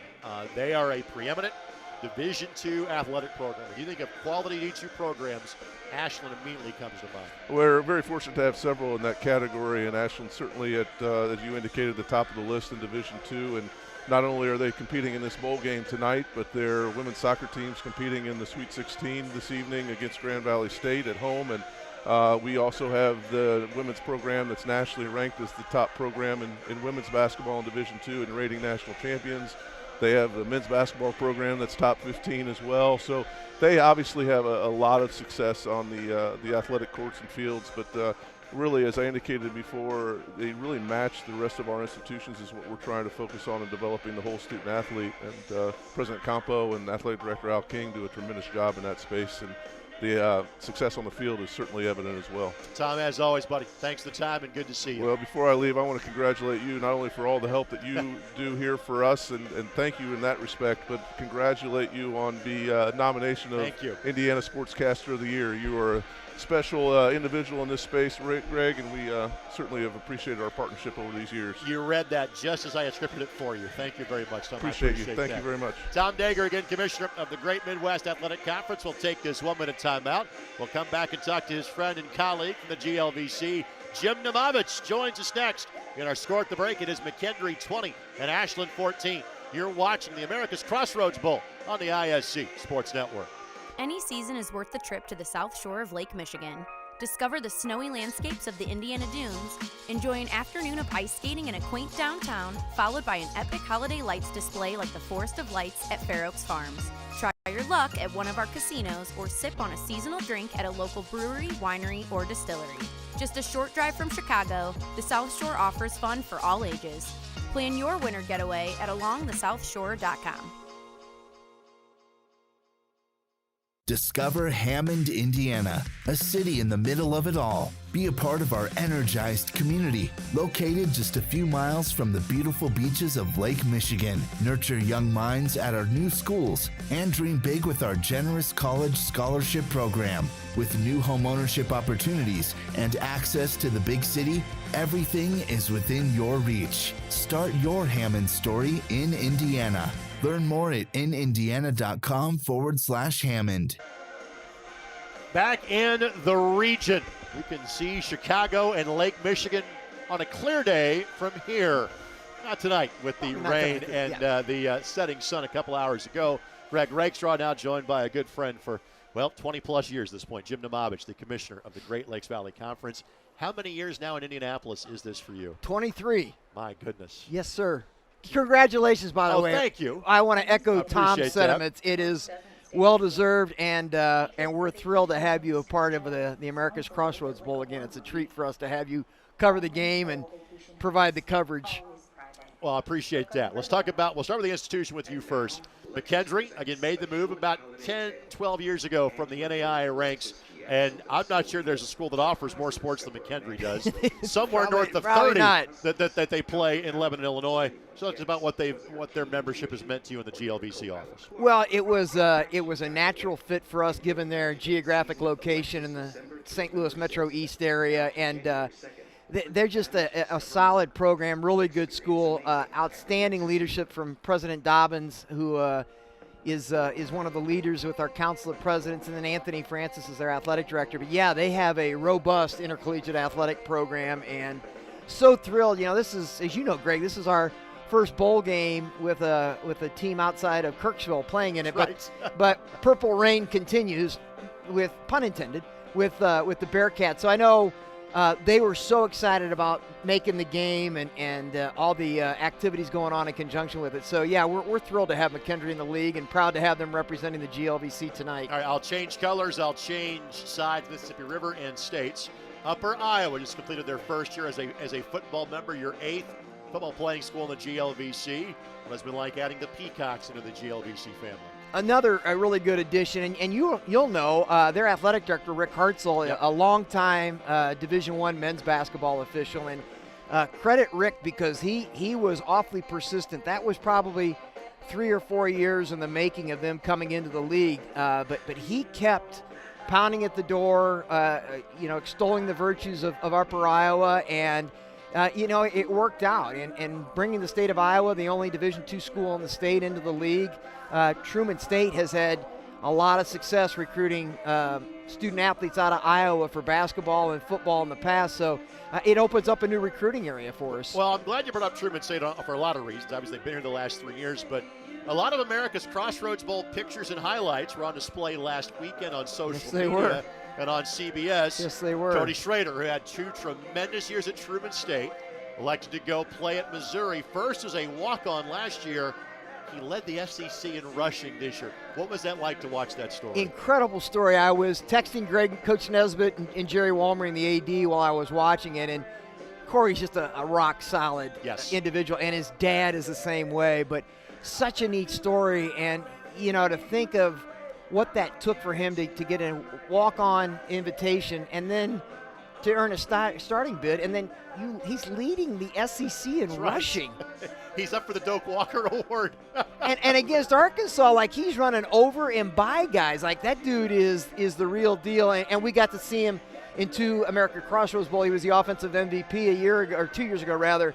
But wow, what an impressive story and a really great young man. We're going to talk to the folks in the South Shore coming up here in a matter of moments. I know this is a multi-sport partnership. It's football, it's volleyball. I'm sure if there's more, you look into it. What's it been like having this bowl game now in place for the last 5 years? I love coming to the region. I really do. It's a neat part of the state. The community gets behind it and supports it. The South Shore Convention and Visitors Authority folks have just been outstanding to work with. So we put on 24 championships. We put on the crossover volleyball tournament and the America's Crossroads Bowl. This is one of the favorite events I have all year. I look so forward to this, but it's fun partnering with Tom Dager. Obviously, what a great guy. Is the leg lamp going anywhere? Is it going to stay in your office? That's the hope. We're 30 minutes away of keeping that baby where it's at 201 South Capitol Avenue. All right, find someplace. Thanks, Greg. Good to Appreciate see you, it. Merry always. Christmas. You got it. Same to you and the family. Jim Domovich, Commissioner of the GLVC, joining us again. This game is sponsored by the Greater South Shore Convention Convention and Visitors Association. That's a mouthful. I'm sure their president can say it much better than I just did, and he will join us next. Back in a moment. Again, McKendree leading Ashland 20-14 at halftime. It's America's Crossroads Bowl on the ISC Sports Network. 1, 2, 3, 4.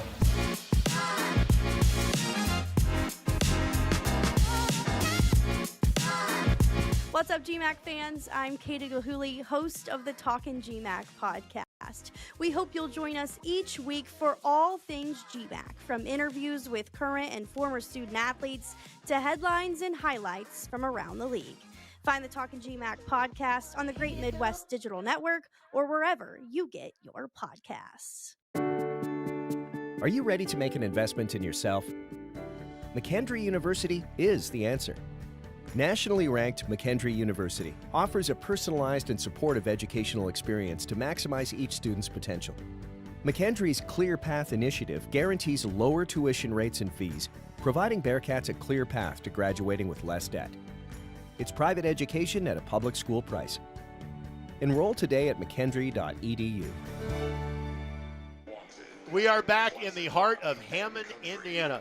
Behind us, not the building you're seeing right now, but behind us, the legendary Hammond Civic Center. That was built, I think, in 1940.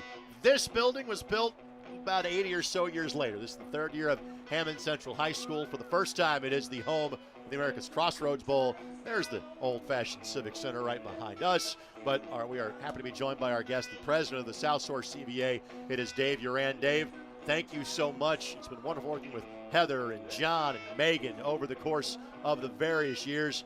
Much like Jim Domovich, we love our visits to the region as well. What's it like having your own bowl game? This is awesome. I mean, Friday Night Lights, this is the first time we moved it to a Friday night versus Saturday. And just in the region up here, we love football. Well, in Indiana, I joked about this last week when I had Crown Point in the 6A championship. You know, I'm from Crown Point, so. Well, congratulations on making it to the football state final for the first time. I said the way in Indianapolis we would define the region is different from how those in the region would define the region. That's true. So I'm counting you as an expert. What exactly qualifies as the region? Well, we're probably a different time zone as everybody else, us in Evansville, right? So that's one thing. We're Chicago market. Everything comes out of Chicago with Indiana benefits, which is awesome. That's why a lot of people move to Indiana, especially up here in the region. And I'll say it for them. That's cheaper tax rates, kids. It is for the ones scoring at home. So, it's, with the iconic Lake Michigan, the 63rd National Park being at the dunes here, Northwest Indiana has a lot to offer. But it is a very much an athletic communities around here, and they take their sports very seriously. There's all the benefits of being so close to Chicago, and I can say this as now a 3-decade Indianapolis resident. I was here in Hammond basically 2.5 hours, from my front door on the north side of Indianapolis. So you've got Chicago in the background, but you've got Lake County, Porter County, and East Nat LaPorte County that are very fiercely independent, their own area. What's that sense of region pride like from your perspective? Well, when you bring up all those, and you go away out to Elkhart, right? We work with all those CBBs out there as well. Visitors don't see county lines; they just see experiences and attractions. And so we work well with all those bureaus, and they're just as much as proud to have this here in Northwest Indiana as we are. The shirt that you're wearing says South Shore Sports and Leisure. So sports tourism is a big part of what happens here. We talk about the massive volleyball crossover event. It's 3 different conferences that take part in that. How big of an impact does sports tourism make in this area? Well, to put it in perspective, we bring in $1.1 billion with a B in tourism dollars on an annual basis, right? And that helps supplement all our incomes as far as tax base for our municipalities. Every household, we save about $633 per household. So the municipalities can put more investments into their police, fire, infrastructure. And our goal is with tourism, especially through sports, is to take that 633 to make it 700, make it 800, more flexible. It's basically we're time sharing our region up here. We have a lot of in-house leagues, so Monday through Thursday. We have great facilities, as you see here at Hammond Central. And then on weekends, we bring in exciting events such as this bowl game. Well, you've got 2.5 hours or 3 hours of this broadcast to showcase these teams, but to showcase this area. So for somebody from Southern Illinois or from Northern Ohio that's maybe driven through here on their way to Chicago but has never stopped in the region, what should make him make that turn a bit early and stop here in Northwest Indiana? Well, a couple things. We've got a great attraction, like Albany's is celebrating their 40th anniversary, just as we are, our 40th anniversary. We're home to our the Christmas Story, which is Gene Shepard right here out of Hammond, right here, right? Hence the leg lamp that is part of the trophy you'll see in the post. They're celebrating their 40th anniversary as well. We're bringing all the cast members back to our 40th anniversary celebration here on December 16th and 17th in the region. We've got people coming from all over the United States just to come meet Ralphie and the gang and Flick and all those guys, and that's kind of a cool thing to do. And we couldn't do this event. Obviously, you guys broadcasting this for us helps us and share that information out there. But Mayor McDermott here, Jr., the mayor of Hammond, Scott Miller, the superintendent, helped put all the stuff together. And, we've got a lot of outside sponsors from Hammond itself that really showcased it. But the most important part about this is about the experience of these student athletes coming here, them being in the schools today, interacting with those young kids. Those kids look up to these guys as the next future student athletes themselves. All right, Dave, website or social for more information about what the region and the South Shore has to offer. SouthShoreCVA.com, all one word. Gets all the information on there, from our attractions to our national park to all our businesses, all our sports, and our team does a great job of marketing this region. Dave, thanks so much for your Greg, partnership, thank you. buddy. Appreciate Good to see you. Thank you. Happy holidays to you. You as well. Dave Uran again from the South Shore CVA. We'll take another 1-minute timeout. Joe Polizzi rejoins me. First half highlights and second half kickoff just coming your way next as you're watching the America's Crossroads Bowl. McKendree leads by 6 on the ISC Sports Network. You should expect a lot from your college experience. No matter where you're from or where you want to go, Ashland University promises to give each student what they need to succeed. The Ashland Promise offers lifelong connections, unlimited possibilities, and real-world opportunities. The Ashland Promise ensures affordable tuition, a transformative education, and a community of respect that will set you up for whatever success means to you. And that's truly just the beginning. Discover your promise at ashland.edu/promise. If I lose, I'll respond with respect. If I win, I'll back it up with humility. If I fail, I'll rise up with honor. It's tough for us to put it all on the line. Don't undo my hard work with poor sportsmanship. Respect. It's the name of the game. So as we're ready for third quarter action, let's show you some highlights from half number one. Greg Rakestraw, Joe Polizzi rejoins McKendree, leading it by a score of 20-14. Ashland scored first to make it 7-0. McKendree would answer to make it 7-7. Again, Ashland would score next to make it 14-7. Then McKendree would answer. But the difference in this game, not one but two interceptions thrown by Trevor Bazinski. The first one you saw there, picked off by Ethan Young, would make it a 7-7 game. The second one that you will see a handful of plays from now was returned in the final minute before halftime to make it 20-14. As these halftime highlights roll by, Coach Polizzi, overall, your thoughts on half number one? Well, I'll tell you what, I love the spirit and the energy they're playing with. This is great football. Hard hitting, very aggressive, and getting after it. The difference in the game are the things we talked about in the pregame. You can't turn the football over. We talked about turnovers, and on a wet night, you just go, well, it's going to be a fumble, right? No, it's two interceptions that have changed the course of this game. A couple tip balls and some very good defensive coverage is what we're seeing here. But I think that when you look at the total yardage, Ashland almost outgains by 100 yards. But the fact is, the great equalizer is holding on to the football, not turning it over, not giving them easy score opportunities. Now, to your point, 231 yards of offense for Ashland on 36 plays. 145 yards of offense for McKendree on 27 plays. The Bearcats just 6 first downs, but 20 points to show for it. Rushing has been generally an even proposition. McKendree 15 carries for 97 yards. Ashland 20 for 81 again. Ashland, their top two running backs, not playing in tonight's game.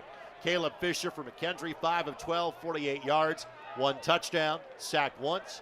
Trevor Bazinski, 11 of 16, 2 touchdowns, but 2 picks. 150 yards, was sacked once. What do you think we'll see here early in the third quarter, Joe? I think that we're going to see a continued display of energy and effort in McKendree is going to really challenge the bigger, stronger, more physical Ashland Eagles.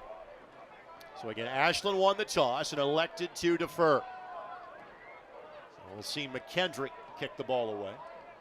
And maybe a little bit of breeze starting to pick up here, but not enough clearly to kind of impact the kicking game. Truman has represented the GLVC in each of the first 3 playings of this bowl. McKendree, a first-time participant.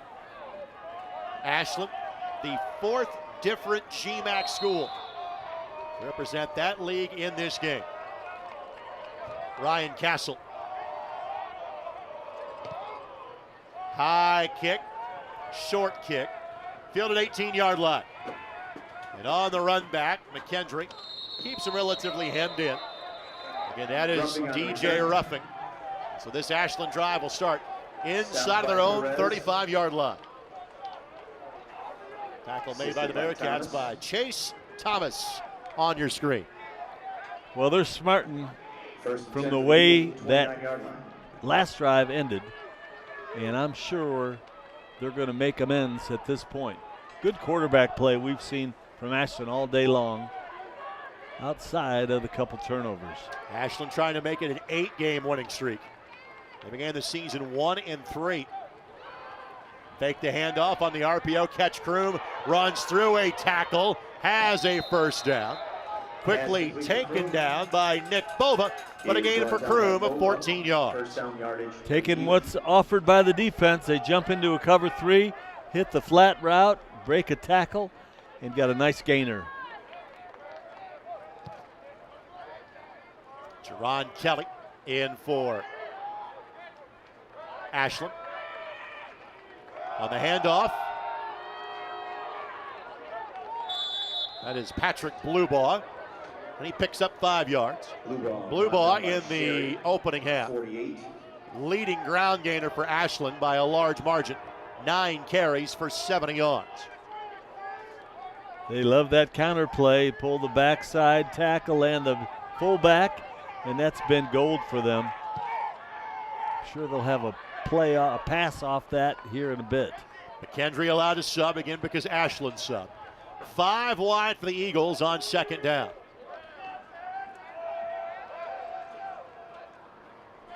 Quarterback draw, Bazinski. And he doesn't run very much, but what a weapon it is when he does, because again, he's the size of a grain silo. 3rd and 1. He can hit it in there. He is the brother of offensive linemen. He is the son of an offensive line coach. He's got the genes, but he's a quarterback. He escaped. He escaped the trenches. I bet he loves running that inside quarterback draw like that. That's like the backyard when he was just a kid. So 3rd down and a yard. Handoff. Camara, nowhere to go. McKendree swallows him up. They'll give him forward progress back to the 48-yard line, but from 3rd and 1 to 4th and 5 for Ashland.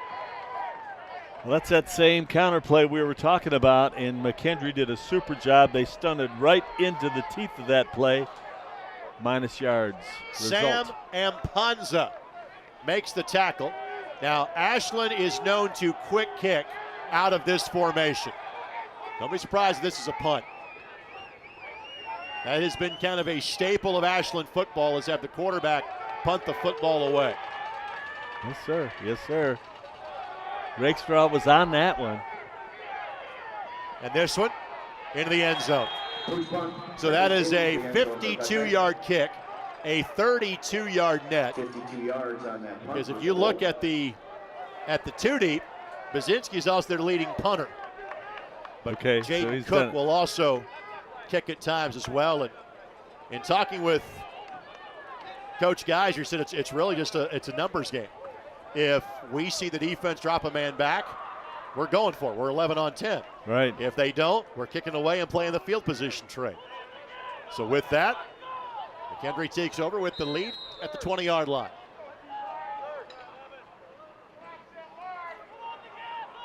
Here's Fisher. He has been as dangerous with his feet as he has been with his arm. Jet sweep. First time we've seen that from McKendree. And a solid game. The ball carrier is Brylan Affolone, excuse me. Affolone, a receiving touchdown earlier, his 5th of the season. They have done a super job of minimizing the advantages that Ashland has, and that's great coaching. Coach Babcock, his 11th year at McKendree. On the handoff, 1st down. Wasn't a lot, but was enough. Needed a 1 and got 2. Ball carrier that time. It's Ronnie Hunsaker. Hunsaker on the carry. Hunsaker on the season, 451 yards rushing and a score. Again, the handoff. Hunsaker gets a yard at most. Weiss, the tackler. Hunsaker again on the carry. Weiss, a junior from Commercial Point, Ohio. It wasn't Weiss. Weiss was the 2nd man there. Talkington makes the tackle. 2nd and long. We've seen good-looking linebacker play from the Eagles all evening. Talkington, a freshman. And a lot of youth being served in this game tonight. A true RPO, and that will be an incomplete pass because the young man in Affolone that had the catch heard the thundering footsteps coming his way and dropped the ball. Yes, sir. They came right after it. Oh, he took his eyes off of it. Saw some purple coming. That was Weiss that was nearby. Might have been deflected on that throw. 3rd and 9.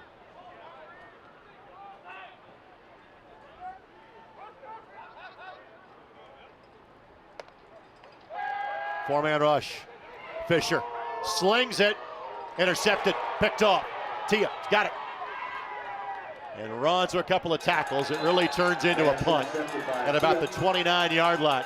But Ashland gets one back in the turnover game, and they'll take over at their own 29-yard line. Very nice play by the free safety. He was thrown a little bit behind, and he made a great adjustment to make that play. He's the young man that had one go through his hands earlier. He probably should have had an earlier one as well. Didn't let that one go. There's something to be said about the momentum created from an interception. Sure, in the field position battle, it looks like a punt, but don't discount that momentum builder. You are absolutely right. Like an empty set this time for Ashland. Quick hitter, both in catch and hit. Bouncing off said hit. There's Tony Panunzio.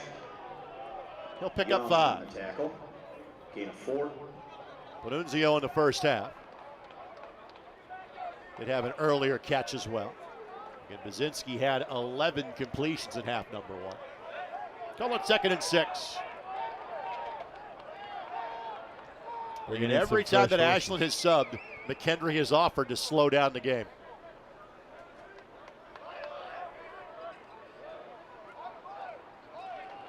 Blue ball. Finds a crevice. First down. Good hard run to the 46-yard line. Give a gain of 13 yards. Blue ball had a 19-yard pickup on 3rd and 12 late in the first half. He has been impressive. Not with just a handful of carries coming into this game. Well, to your point, 9 to be precise. He has already doubled that number in the first half alone. And he has been a spark. It's the blue ball handoff again. First down and more. Inside of the 40-yard line. Down to the 38. Give him a gain of 16. First down yardage inside the 40. The Bearcats down to the 38.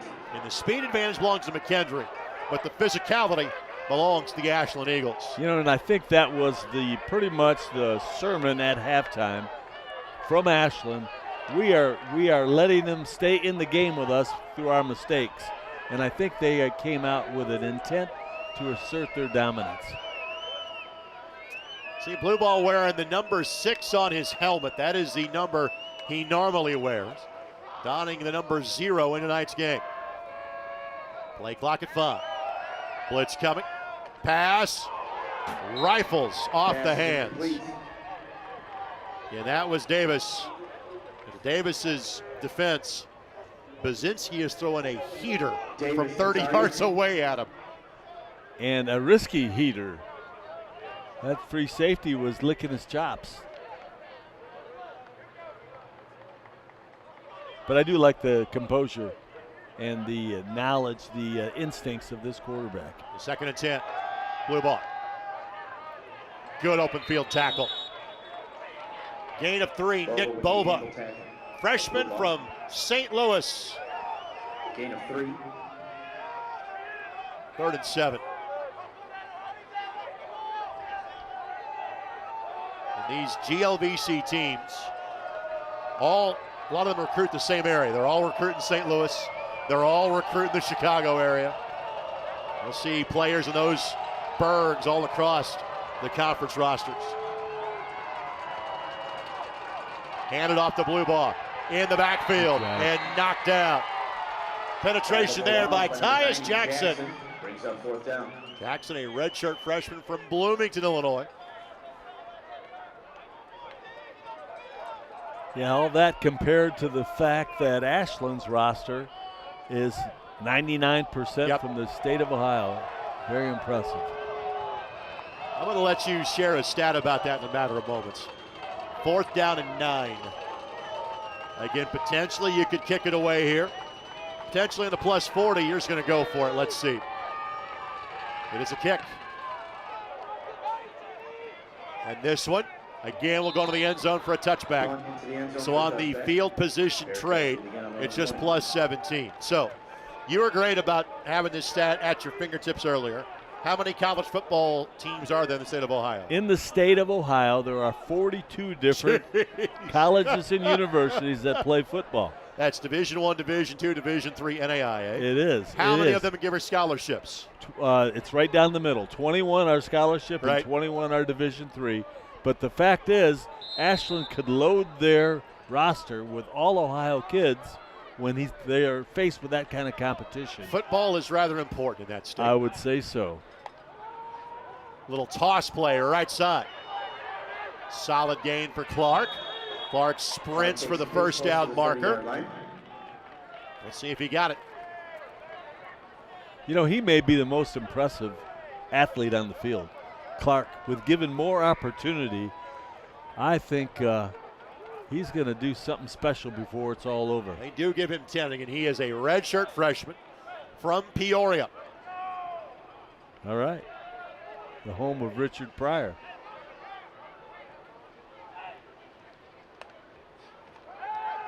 Fisher slings it. Catch made.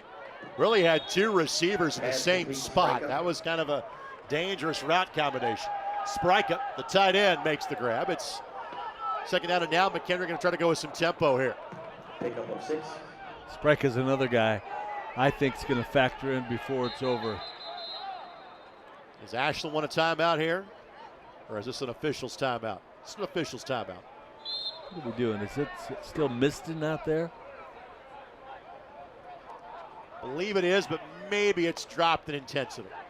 On the handoff, Clark just kind of into the pile. A yard at best. Third down. But these two continue to play like they are renting the facility with 6:15 left to go. Isn't that something? I can assure both schools the South Shore is picking up the tab for the facility for tonight's game. They're trying to get out of it, and I think the officials are going along with it. Third down and 4. Let them play.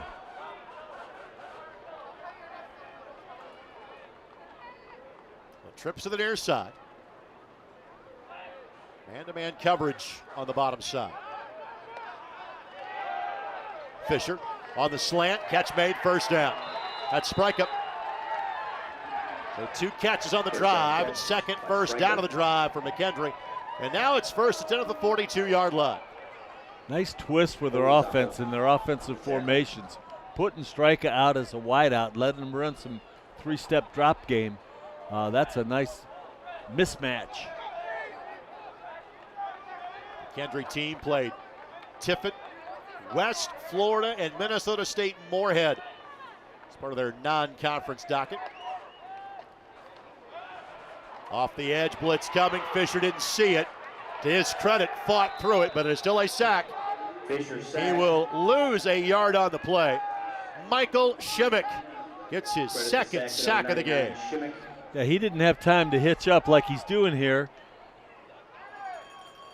Big thing now is don't turn the football over and make the bad situation worse. Good job. Well, even though Shimmick got the sack, I want to give credit to Christian Garish. He blew up the play.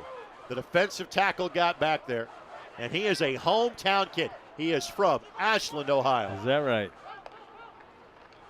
Second and long. Quarterback draw. Fisher makes up the lost yardage and then some. The 49-yard line. Third down and 3.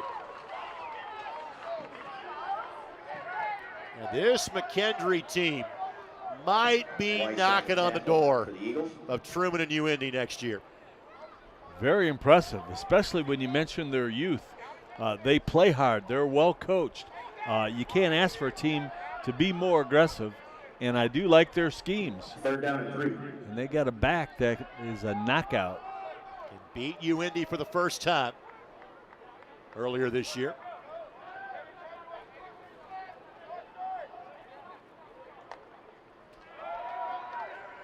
Fisher rolls away from pressure, trying to buy time, finds his man. Now can't get to the first down marker. Great job by Fisher just to give himself a chance. Avery Quigley had a nice kickoff return earlier. Punt team will come on for McKendree. You're right. Great effort just to avoid a lost play. Had the poise to keep his eyes down the field, try to make something happen. But you're still giving the ball back to a team that is hell-bent on power football. Barry on punt. So Barry Kick this away. Ashland's return man at the 10-yard line. High snap. Barry pulls it in, no problem. Late decision out of the way, and Yes, McKendree. sir. I'm wondering, did that touch anybody? Right, and he grabbed that as if it was touched. But they're going to say that he actually touched it all the way back at the 20-yard line, basically. That it was the McKendree player that touched it, not the Ashland player. So what could have been kind of dangerous territory for the Bearcats. And it's Marquise Jones that was the player that touched it for MCK. Take a look. Yeah. Well done. On his knee. Great call by the back judge. Baczynski slings it in. He's been just a little bit behind his receivers a couple of times today. That's Gent Joseph. It's almost like as those guys are crossing the field, QB is waiting for them to gear down in a window, and they keep running. We've referenced the fact that Ashland's down their top couple of tailbacks. They're missing some talent at wide receiver in today's game as well. Catch made. Davis. Davis stood up, powers his way forward to the 26, 27-yard line. It'll be third down and short.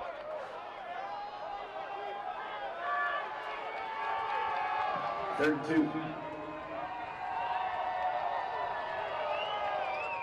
It's a third down and 2 as we approach 2 minutes left to go in the third quarter. Neither team has dented the scoreboard in the third stanza.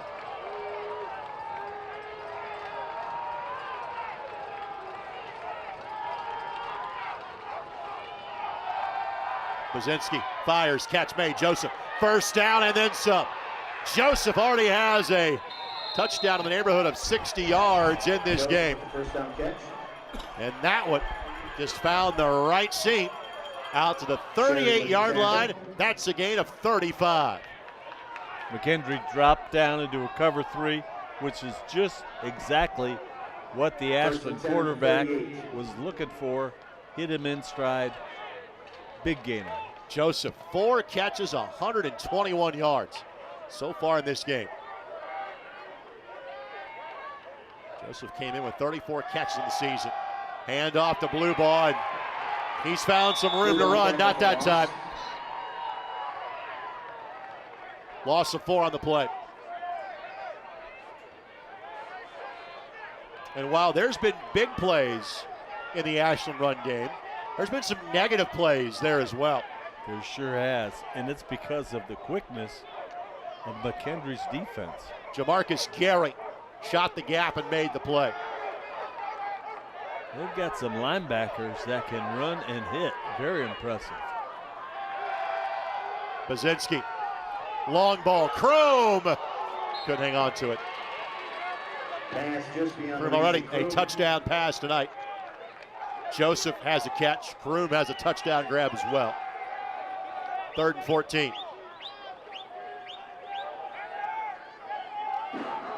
Just couldn't hang on to it again. Jamari, 9 catches this season coming in. Tonight's game, 3 for 26 and the aforementioned touchdown. And they are getting valuable experience. Ashland runs the risk of a third drive stall around midfield since halftime, and the pressure blew up the screen. And Joseph asked for pass interference, but they're going to say he just kind of got caught up in the wash by line of scrimmage.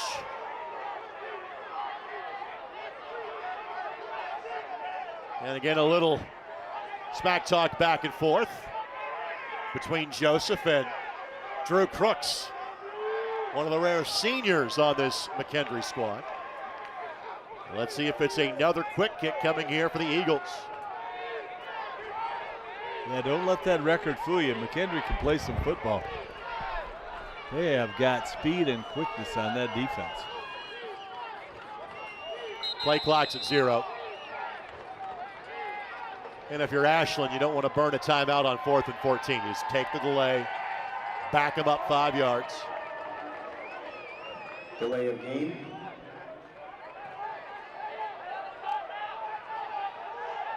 Are we going to do the quick kick again? Now they might bring their more regular punter, or they may just kick from this formation. Last 2 kicks have both been around 40, 50 yards, so. And out of the end zone. Yes, sir. They love it. He angles it this time with a much better result. Good job. Ball around the 15-yard line, so the net about 35 yards, but a little about 6 yards further back from McKendree to start this drive.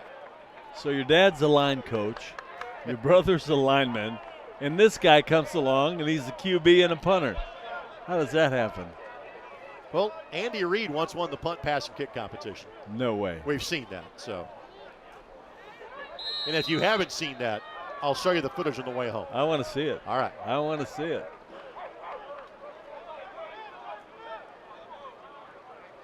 No burgers involved, huh? Raines picking back up. Fisher will keep. Finds a seam. Out past the 20-yard line.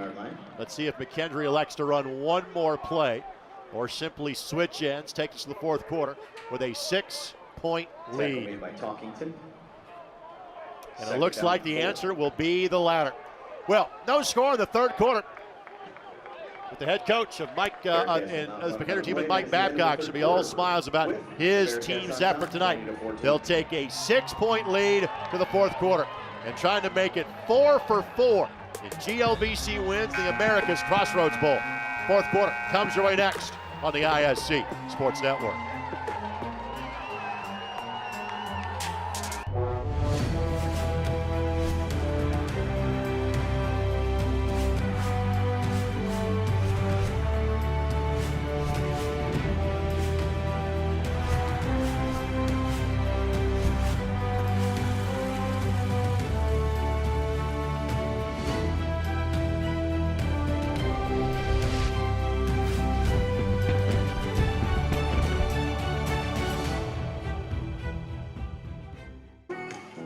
Well, part of this game is getting a chance to play young talent.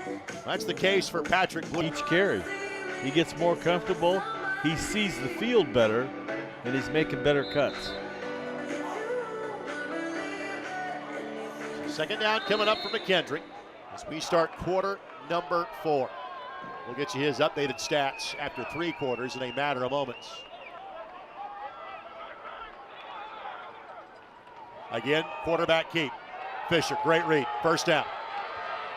All the eye candy went right, he went left. Yeah. First down, Bearcats. Very good, very safe. They're going to do all they can to hold on to this football for as long as possible and let that clock win for them. Fisher, young man from Washington, Illinois. And he'll be back next year. He's a redshirt junior. Off the 31-yard line. And now if you're McKendree, be a little more deliberate offensively. Trying to shorten the game again. He'll just follow his fullback, little math game here. They're using those trip receivers just to clear bodies out of the box and let Fisher read the blocks. Pick up a 5. Where is our man Clark? Stop made by Winner. Fisher has been so effective, electing to go kind of without their leading tailback on the season. And it's very much been backed by committee. Empty set in the backfield here. Could be a jet sweep. Nope. Quarterback keep. Fisher the read. He stopped shy of the first down. Forward progress though to the 40. And it sets up third down and a yard, maybe 2.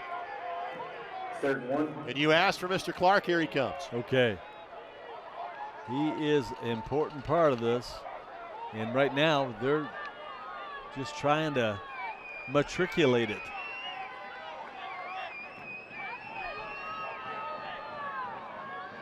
Jumbo formation. 2 extra linemen in the backfield. Football in a phone booth in this formation.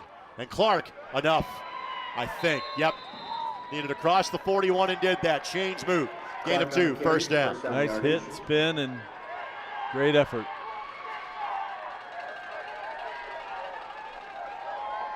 So Clark for the game, 10 carries, 75 yards, and a touchdown. Fisher now approaching 12 carries and 75 yards. McKendree as a team, right around 200 yards of total offense, but they've run now for about 140 on the night.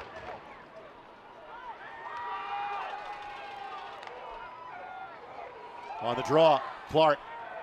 He'll lose yardage. Loss of 1, second and 11. Joe, this was a McKendree team. You look at their overall stats, they didn't wow you. But the obvious stat that impresses you, they found a way to win 5 in a row when they started the season 0-5. That is amazing, and it's a tribute to not only the way the coaching staff, but the leadership of the team, which is all junior for the most part. But we're talking about a team on the rise, and they're to be taken seriously, period, especially if they knock off the Eagles. Again, quarterback keep. And Fisher just finding all the nooks and crannies out there.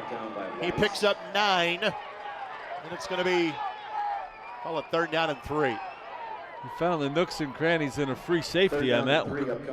But if the free safety's not in the box, you're finding him at the 3rd level. You can live with that. Exactly. Exactly. He held on for dear life and made the hit. And again, already, Coach, we're down to 11:15 left to go in this game. It's rolling. It's rolling.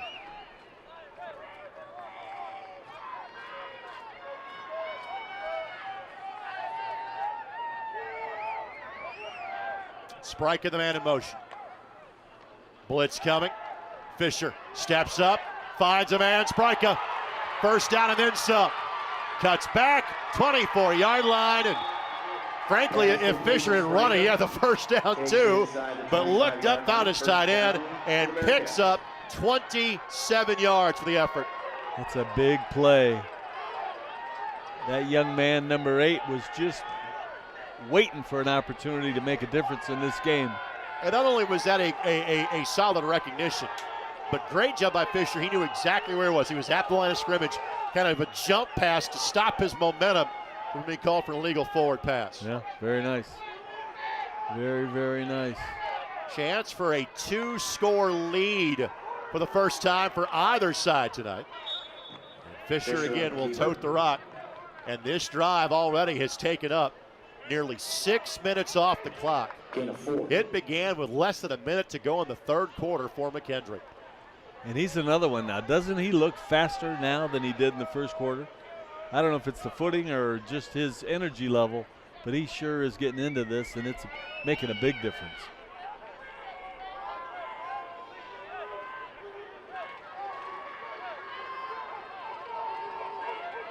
Great job of game management by McKendree. Play clock's in the single digits. Now they take the snap. Here comes the blitz. Fisher reads that time, nowhere to go. And he is slung down. He is dropped on the play for Ashland. Greco-Roman style. Ben Holzoffel makes the play. 3rd and 10.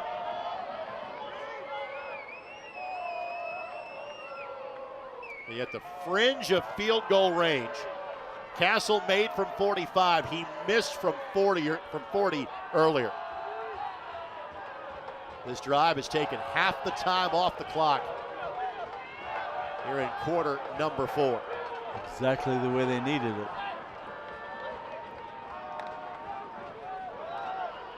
Ooh, Fisher, here comes pressure and nowhere to go. Couldn't get him at that time. He is dropped. Fisher sacked. And is that Shimmick again? My goodness. That's 3 for Shimmick tonight. Sacked by number 99, Shimmick. And how about that individual effort? And great job by our cameras to show you. Beats the left tackle, then beats the halfback to get back there. That was a one-man rush, more or less, for Ashland. All about being on fire. Coming after you. And you are in no man's land if you're McKendree. And so wisely, they are just going to let this roll through. Let's see if they burn a timeout or take a penalty. Let's see. They will go ahead and take the timeout, I believe. Timeout, McKendree. Let's take it with them, shall we? 7:59 to play. The score remains McKendree 20 and Ashland 14. As the America's Crossroads Bowl, and you're watching on the ISC Sports Network.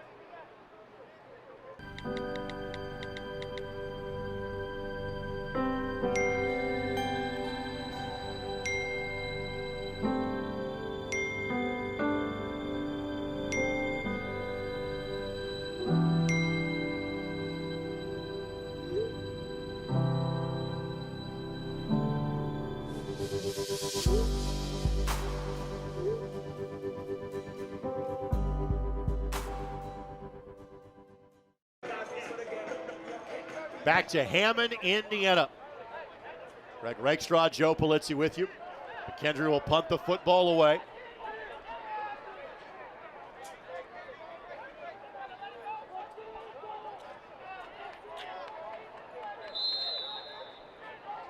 This is Caleb Berry.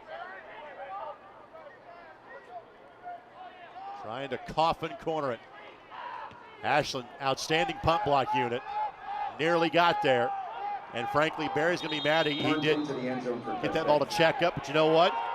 He didn't get blocked. Good enough. Yeah. Ball 20-yard line. But now Ashland can take the lead with a touchdown, potentially go ahead with the extra point. The drive of the game to this point. Well, on that last drive, McKendree just took 8 minutes off the clock.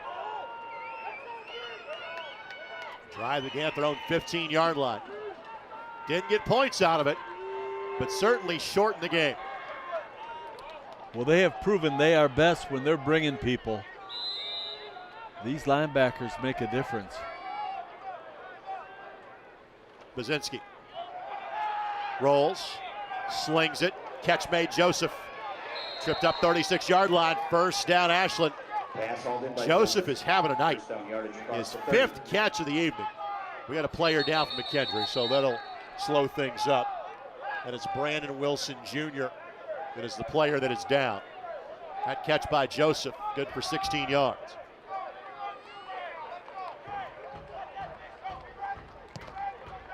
This half roll, that's a good part of their offense for the Eagles. It gets Trevor on the run. It gets him to square his feet and shoulders and deliver the football. And that's a nice change up. And it also changes the launch point from that rush. Baczynski, 16 of 25. 2 touchdowns, 2 picks, 227 yards passing.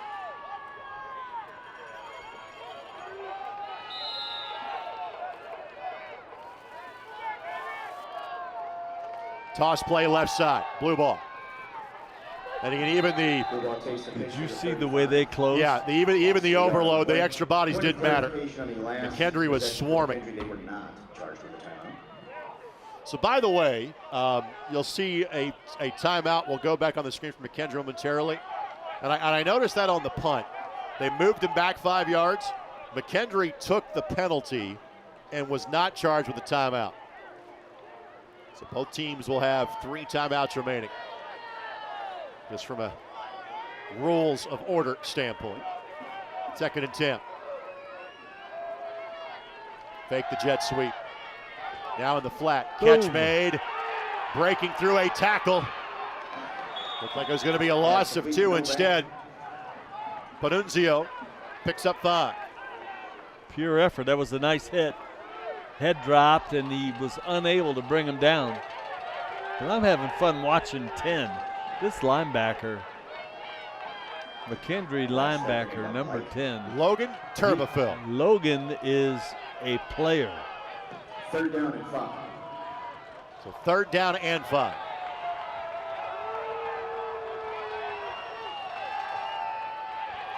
Crossing pattern, Kroom getting onto it. Just couldn't hold on to it. Pass in and out of the hands of Kroom. You're rolling the dice. Yet if you're Ashland, you're booting this one away. Obviously should have been caught, should have been a first down.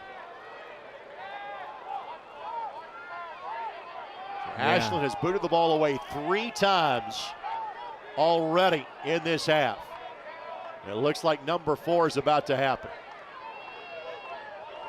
You're going to just let it roll, huh?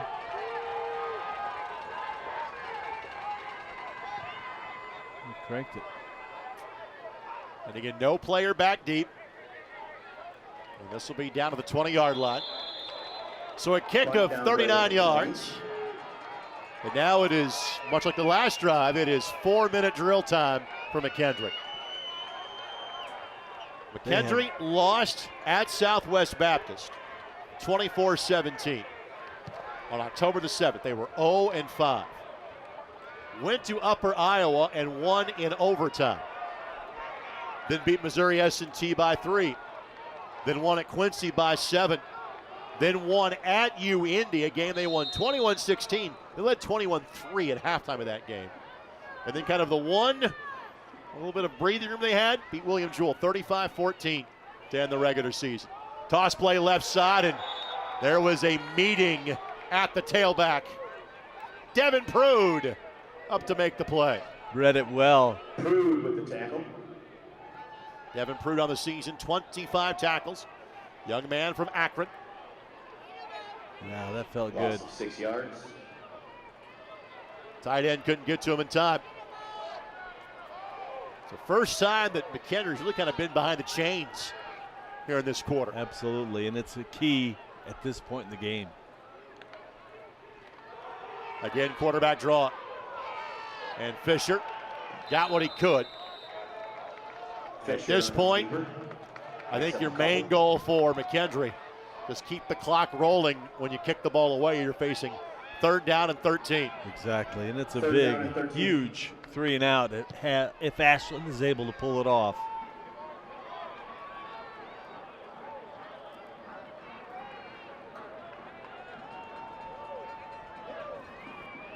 Play clock is at 15, which means you have to snap this till about 4:40-ish if you're McKendree. Fisher, pressure coming, screen play. Clark, great tackle, great tackle. Excellent. It's Talkington. I would have bet on Clark. Tackle by 56, Talkington. Beautiful job.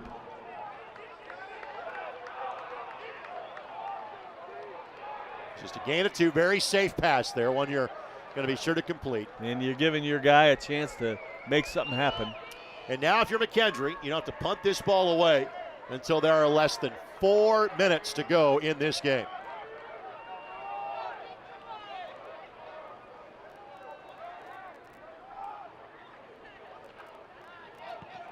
Kick gets away. Oh, bobbled. boy.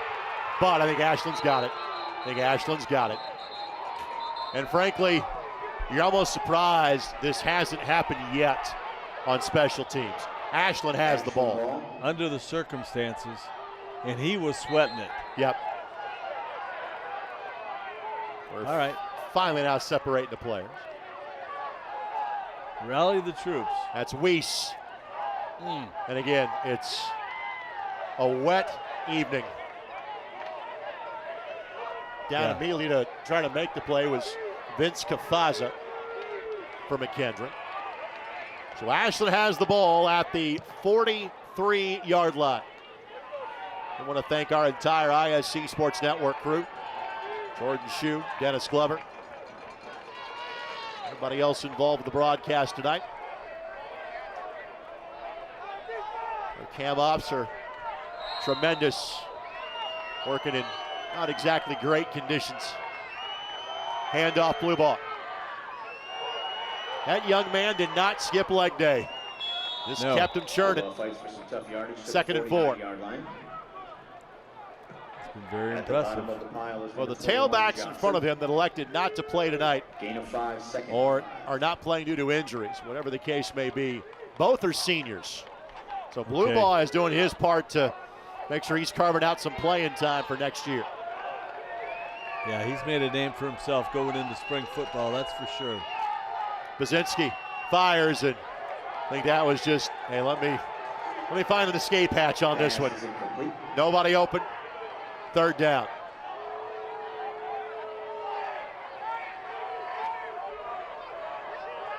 In this Ashland team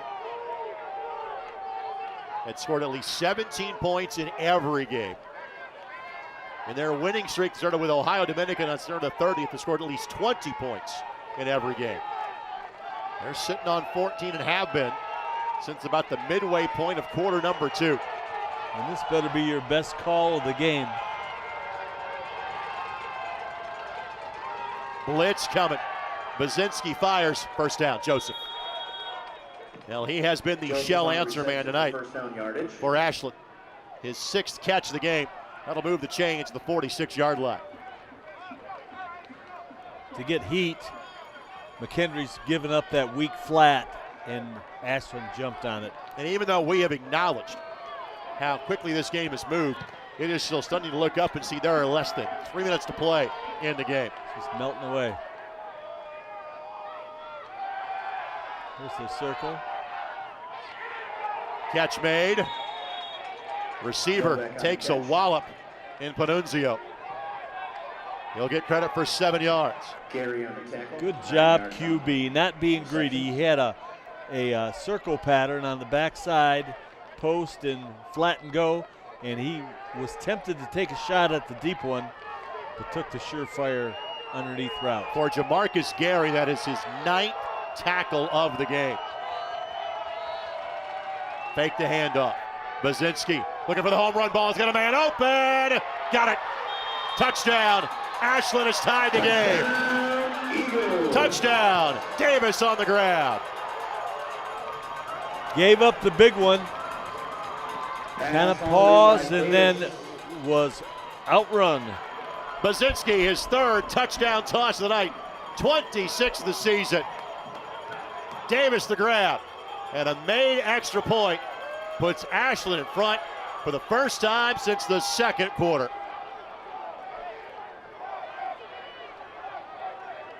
Here's A.J. Rhodes. 40 of 43 on extra point tries this year. High snap. Good job to put it down. Got it. Got the lead. 21-20 Ashland with just 2:07 left to play. We'll take this 30-second timeout. Back to Hammond in a moment. You're watching America's Crossroads Bowl on the ISC Sports Network.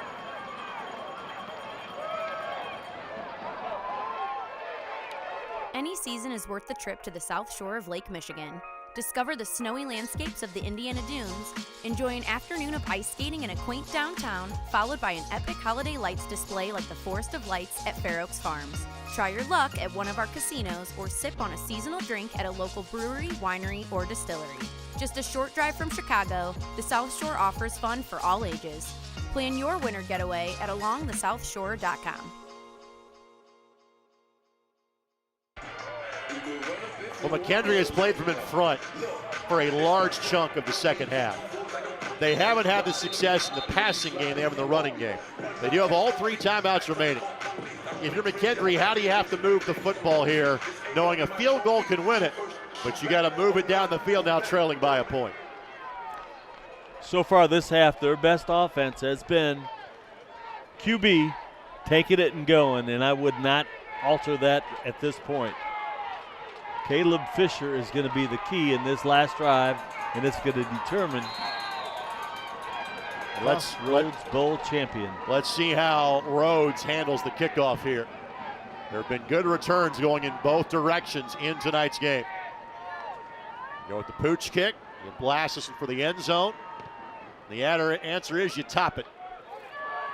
Fielded. Put 2 hands on that 30. ball. Trying to bounce it outside. And about the 37-yard line. Well, apparently, if you get on the bus, you can return kicks. Because it's been everybody. No kidding. McKendree. That's their linebacker in Nick Bova. Maybe lobbying for some running back carries next year. I bet you he had to be a running back in high school, and he said, heck with that, I'm going. So, again, the long this year for the kicker in Castle is 45. You're always a little nervous about because of the rain tonight. If you have that much leg, again, wind is completely a non-factor. So realistically, you got to move the ball about 40 yards if you're McKendree. And again, you have all 3 timeouts remaining.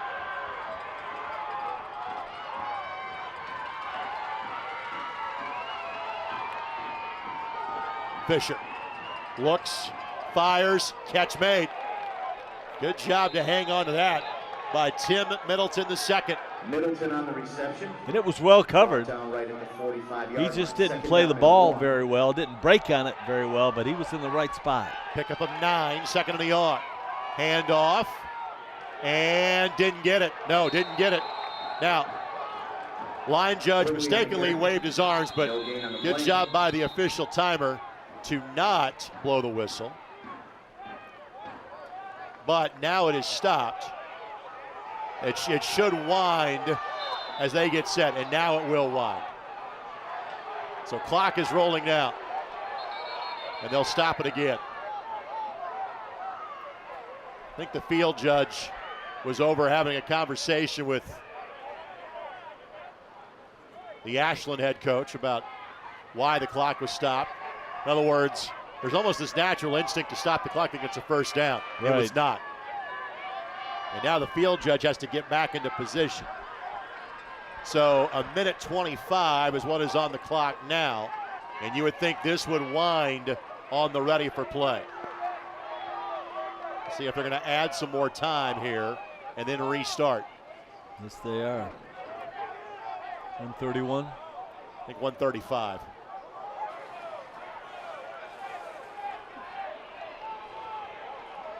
Third and short. And no Clark.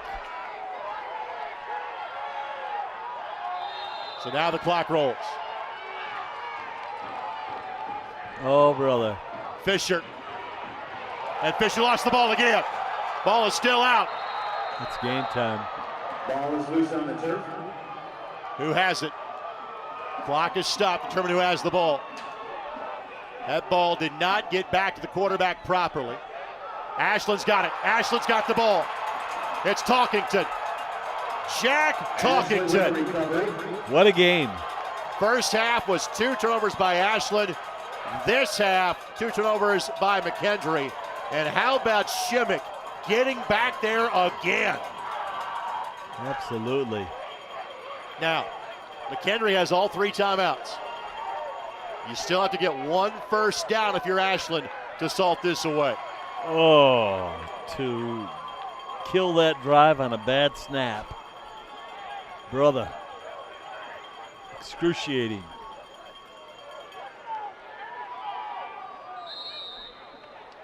A heavy dose of Patrick Bluebaugh can be expected here. He'll take the handoff. He's dropped. Timeout. So a loss of 2 on the play. Timeout by McKendree. Will take it with him. Minute 17 left to go in this America's Crossroads Bowl. Ashland 21, McKendree 20. Now this for the city of Hammond. Discover Hammond, Indiana, a city in the middle of it all. Be a part of our energized community, located just a few miles from the beautiful beaches of Lake Michigan. Nurture young minds at our new schools and dream big with our generous college scholarship program. With new homeownership opportunities and access to the big city, everything is within your reach. Start your Hammond story in Indiana. Learn more at inindiana.com/Hammond. So timeout taken by McKendree. They've got 2 remaining. Second down and 12. Young man on your screen is Michael Shimmick from North Canton, Ohio. I've got him with 4 quarterback hits tonight. Knocking that ball free. And Shimmick on the season came in with 7 tackles for loss, 4.5 sacks, and a fumble recovery. Has a fumble force that may be the game winner for Ashland this evening. Second and 12.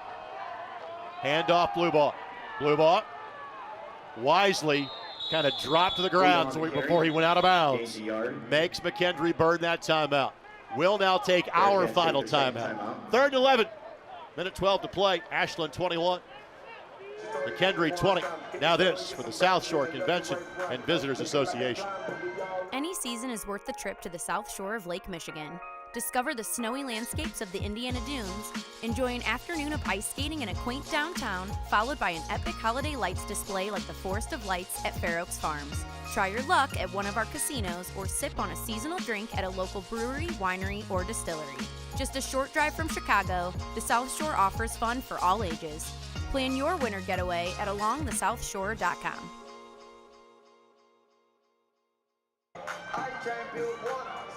So 3rd down and 11. Just how aggressive do you get here if you're Ashland? Not very.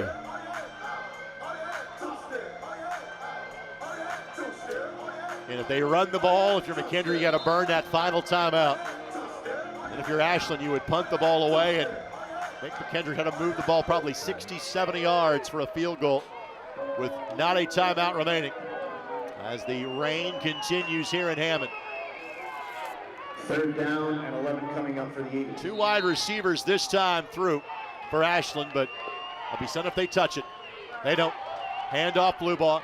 Gets positive yardage. Here comes McKendree's 3rd and final timeout. Picks up 2 yards. So 44 seconds left to go, or a minute, excuse me, for the 44-yard line. 4th down and 9. Minute 6 left to go in the game.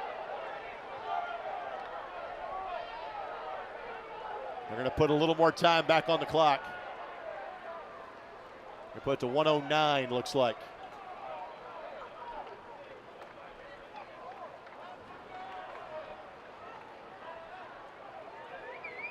Ashland, with what stands right now as the only score of the second half, could be the potential game winner. Bazinski's 3rd touchdown pass of the game, his 26th of the season. And Ashland trying to deliver the Great Midwest Athletic Conference their first win in this bowl game.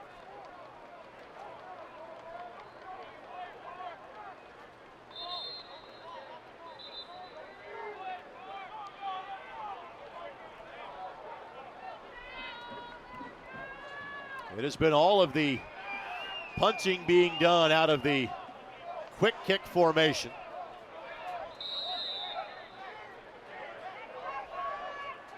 And again, I think this time McKendree will drop a guy further back. Yep. Bazinski will kick it away. That ball hit the McKendree player. He recognized it quickly.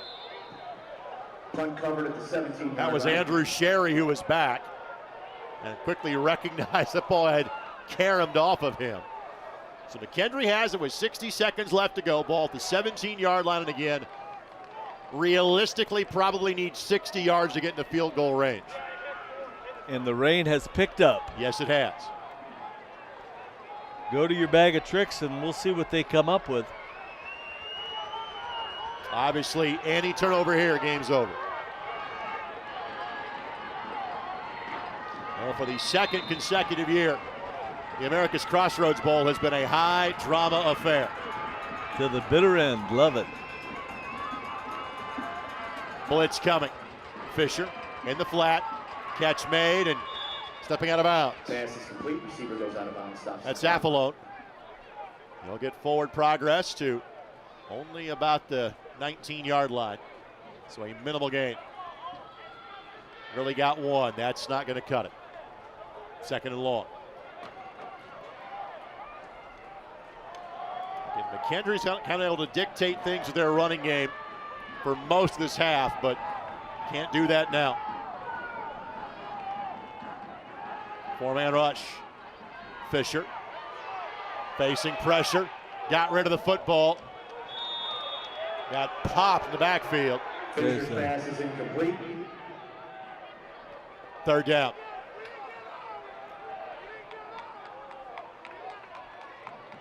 Going to be a conversation. Was there a receiver over there? There might be a flag coming out here. Yep. I believe there is. Yep.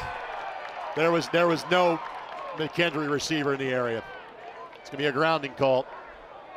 So what is a tough task just got tougher. Intentional grounding against the Bearcats is the call. So 3rd and 9 now will become 3rd and I think around 20. Ball's going to be placed to the 9-yard line. 3rd down and 18. So if you're McKendree, you got to figure out whatever gets you 2 plays to get 18 yards to keep your season going. And Ashland trying to get to 9 wins. That is a number that at any level, but especially this one, is a number that's very tough to come by.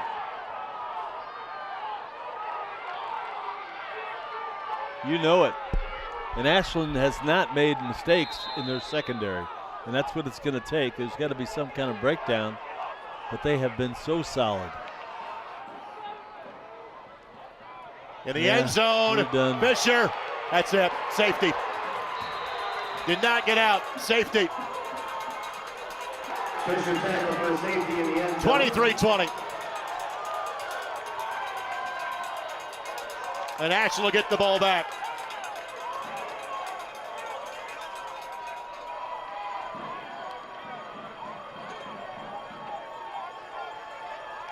Again, when it's been knowing the passing game is coming, it has been like a vice for Ashland in tonight's game.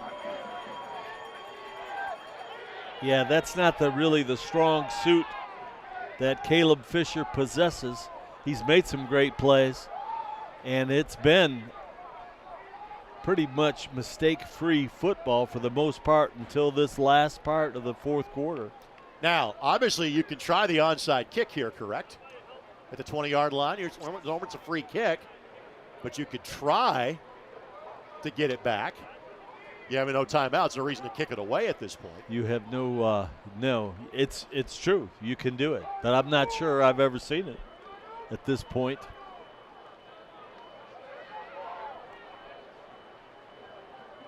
Ashland's ready for it. They got the hands team out there. So it's Ryan Castle. Again, you're limited as compared to the old days in terms of the length of the run-up, number of players you can have on one side. Right. Ashland can take a timeout if they want to get another look at this, if they would so like. Fall, the football game's over.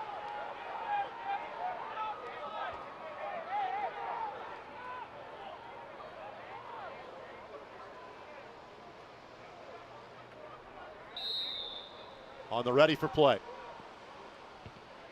Tries the line drive kick. Eagles got it. That's it. That was Kroom. Kroom falls on it. Victory formation time for Ashland. They'll be bowl game winners here at the America's Crossroads Bowl. First time. Great battle tonight. One more snap will end the season for both of these teams. And McKendree's season will finish at 5-6. That will not tell the tale of their season. Like we said, you get to 9 wins in Division II, you've had yourself a year. No kidding. That's exactly where Ashland is heading. And all kinds of momentum going into spring football with some new faces. They'll finish with an 8-game winning streak as well. And that's that. Well, we will stay here. We'll show the trophy presentation, the Legland trophy presentation, and we'll also have the Player of the Game awards that will be handed out here at Hammond Central High School. Final score of this America's Crossroads Bowl, Ashland 23, McKendree 20. Overall, Joe, your final thoughts on this one? Well, you know what? I like the way Ashland played like old pros. They didn't play their best football game, and they played a team that was very spirited and very, very energetic about winning this game. And it took a couple mistakes at the end that the old pros just kept grinding and grinding and grinding. Let them make the mistakes. We get the W. Listen, McKendree's not going to be happy with the result, but to think about the fact that they competed in a bowl game when they were 0-5 to start the year, that's territory that you don't get to very often. And there aren't many teams that end the season on 8-game winning streaks, which is exactly where Ashland is. Don't be surprised if these two programs are competing for conference championships again next year. That is the norm at Ashland, frankly. For McKendree, they've not gotten to that level yet in the GLVC. I'm not so sure they can accomplish that a year from now. Well, I'm thinking that the feeling that they got gathered here in this football game, the momentum that they were able to establish, and also the spirit in which they played is going to be huge for them as they move into the offseason. It's going to hurt. It's going to hurt, but it's going to be a motivator. The commissioners of both leagues, Jim Namovich and Tom Dager, both standing at midfield. Both teams starting to huddle up on their end of the field, but teams and team captains will be asked to kind of make their way towards the center of the field for the post-game presentation. I think this is huge. I mean, this is big for Division II. These guys get to go into Christmas vacation, a bowl champion, and I think it's enormous. Now, I hope those guys are careful. That's Fragile. That's Italian. And again, you heard the conversation at halftime. The movie The Christmas Story, which amazingly celebrates its 40th anniversary this month. The writer is from Hammond. That is very much a region tale. So hence, that is the reason why the leg lamp is part of the trophy ceremony of the America's Crossroads Bowl. So time now for our post-game ceremonies. And the leg lamp goes to the winning conference. When members of the America's Crossroads Bowl Game Committee, along with GLVC Commissioner Jim Namovich and GMAC Commissioner Tom Dager, will participate in this evening's award presentation. The America's Crossroads Bowl Offensive Player of the Game Award is presented to Jet Joseph, number 3 of Ashland. I think that's a very fitting winner. 6 receptions for Joseph. Jet, a junior from New Philadelphia, Ohio. Began his college days at Eastern the Defensive Michigan. Player of the Game Award is presented to Michael Shimmick, number 99. Also a very fitting winner in Shimmick. He kind of had the largely game-ending play in terms of the defensive effort. The Ashland University Eagles. And the championship trophy belongs to Ashland as well. Please step forward to receive your trophy. Congratulations on tonight's victory and an outstanding season. And again, the leg lamp will go to the GMAC for the first time. These two conference offices separated, by about 5 blocks. And the leg lamp belongs to Ashland University. Well, with that, we'll let our crew get out of the rain. They've been in there long enough. Joe, a pleasure, my friend. Let's do it again next year. Great night. Thanks to the folks at the South Shore CBA, the Great Midwest Athletic Conference, and the Great Lakes Valley Conference for letting us tell you the story of the America's Crossroads Bowl this evening. Yes, the rain was a factor. McKendree came back from deficits of 7-0 and 14-7. They led for most of the second half, but it was Ashland who was victorious late. They win at 23-20. Good night from the region, and thanks for joining us in the America's Crossroads Bowl on the ISC Sports Network.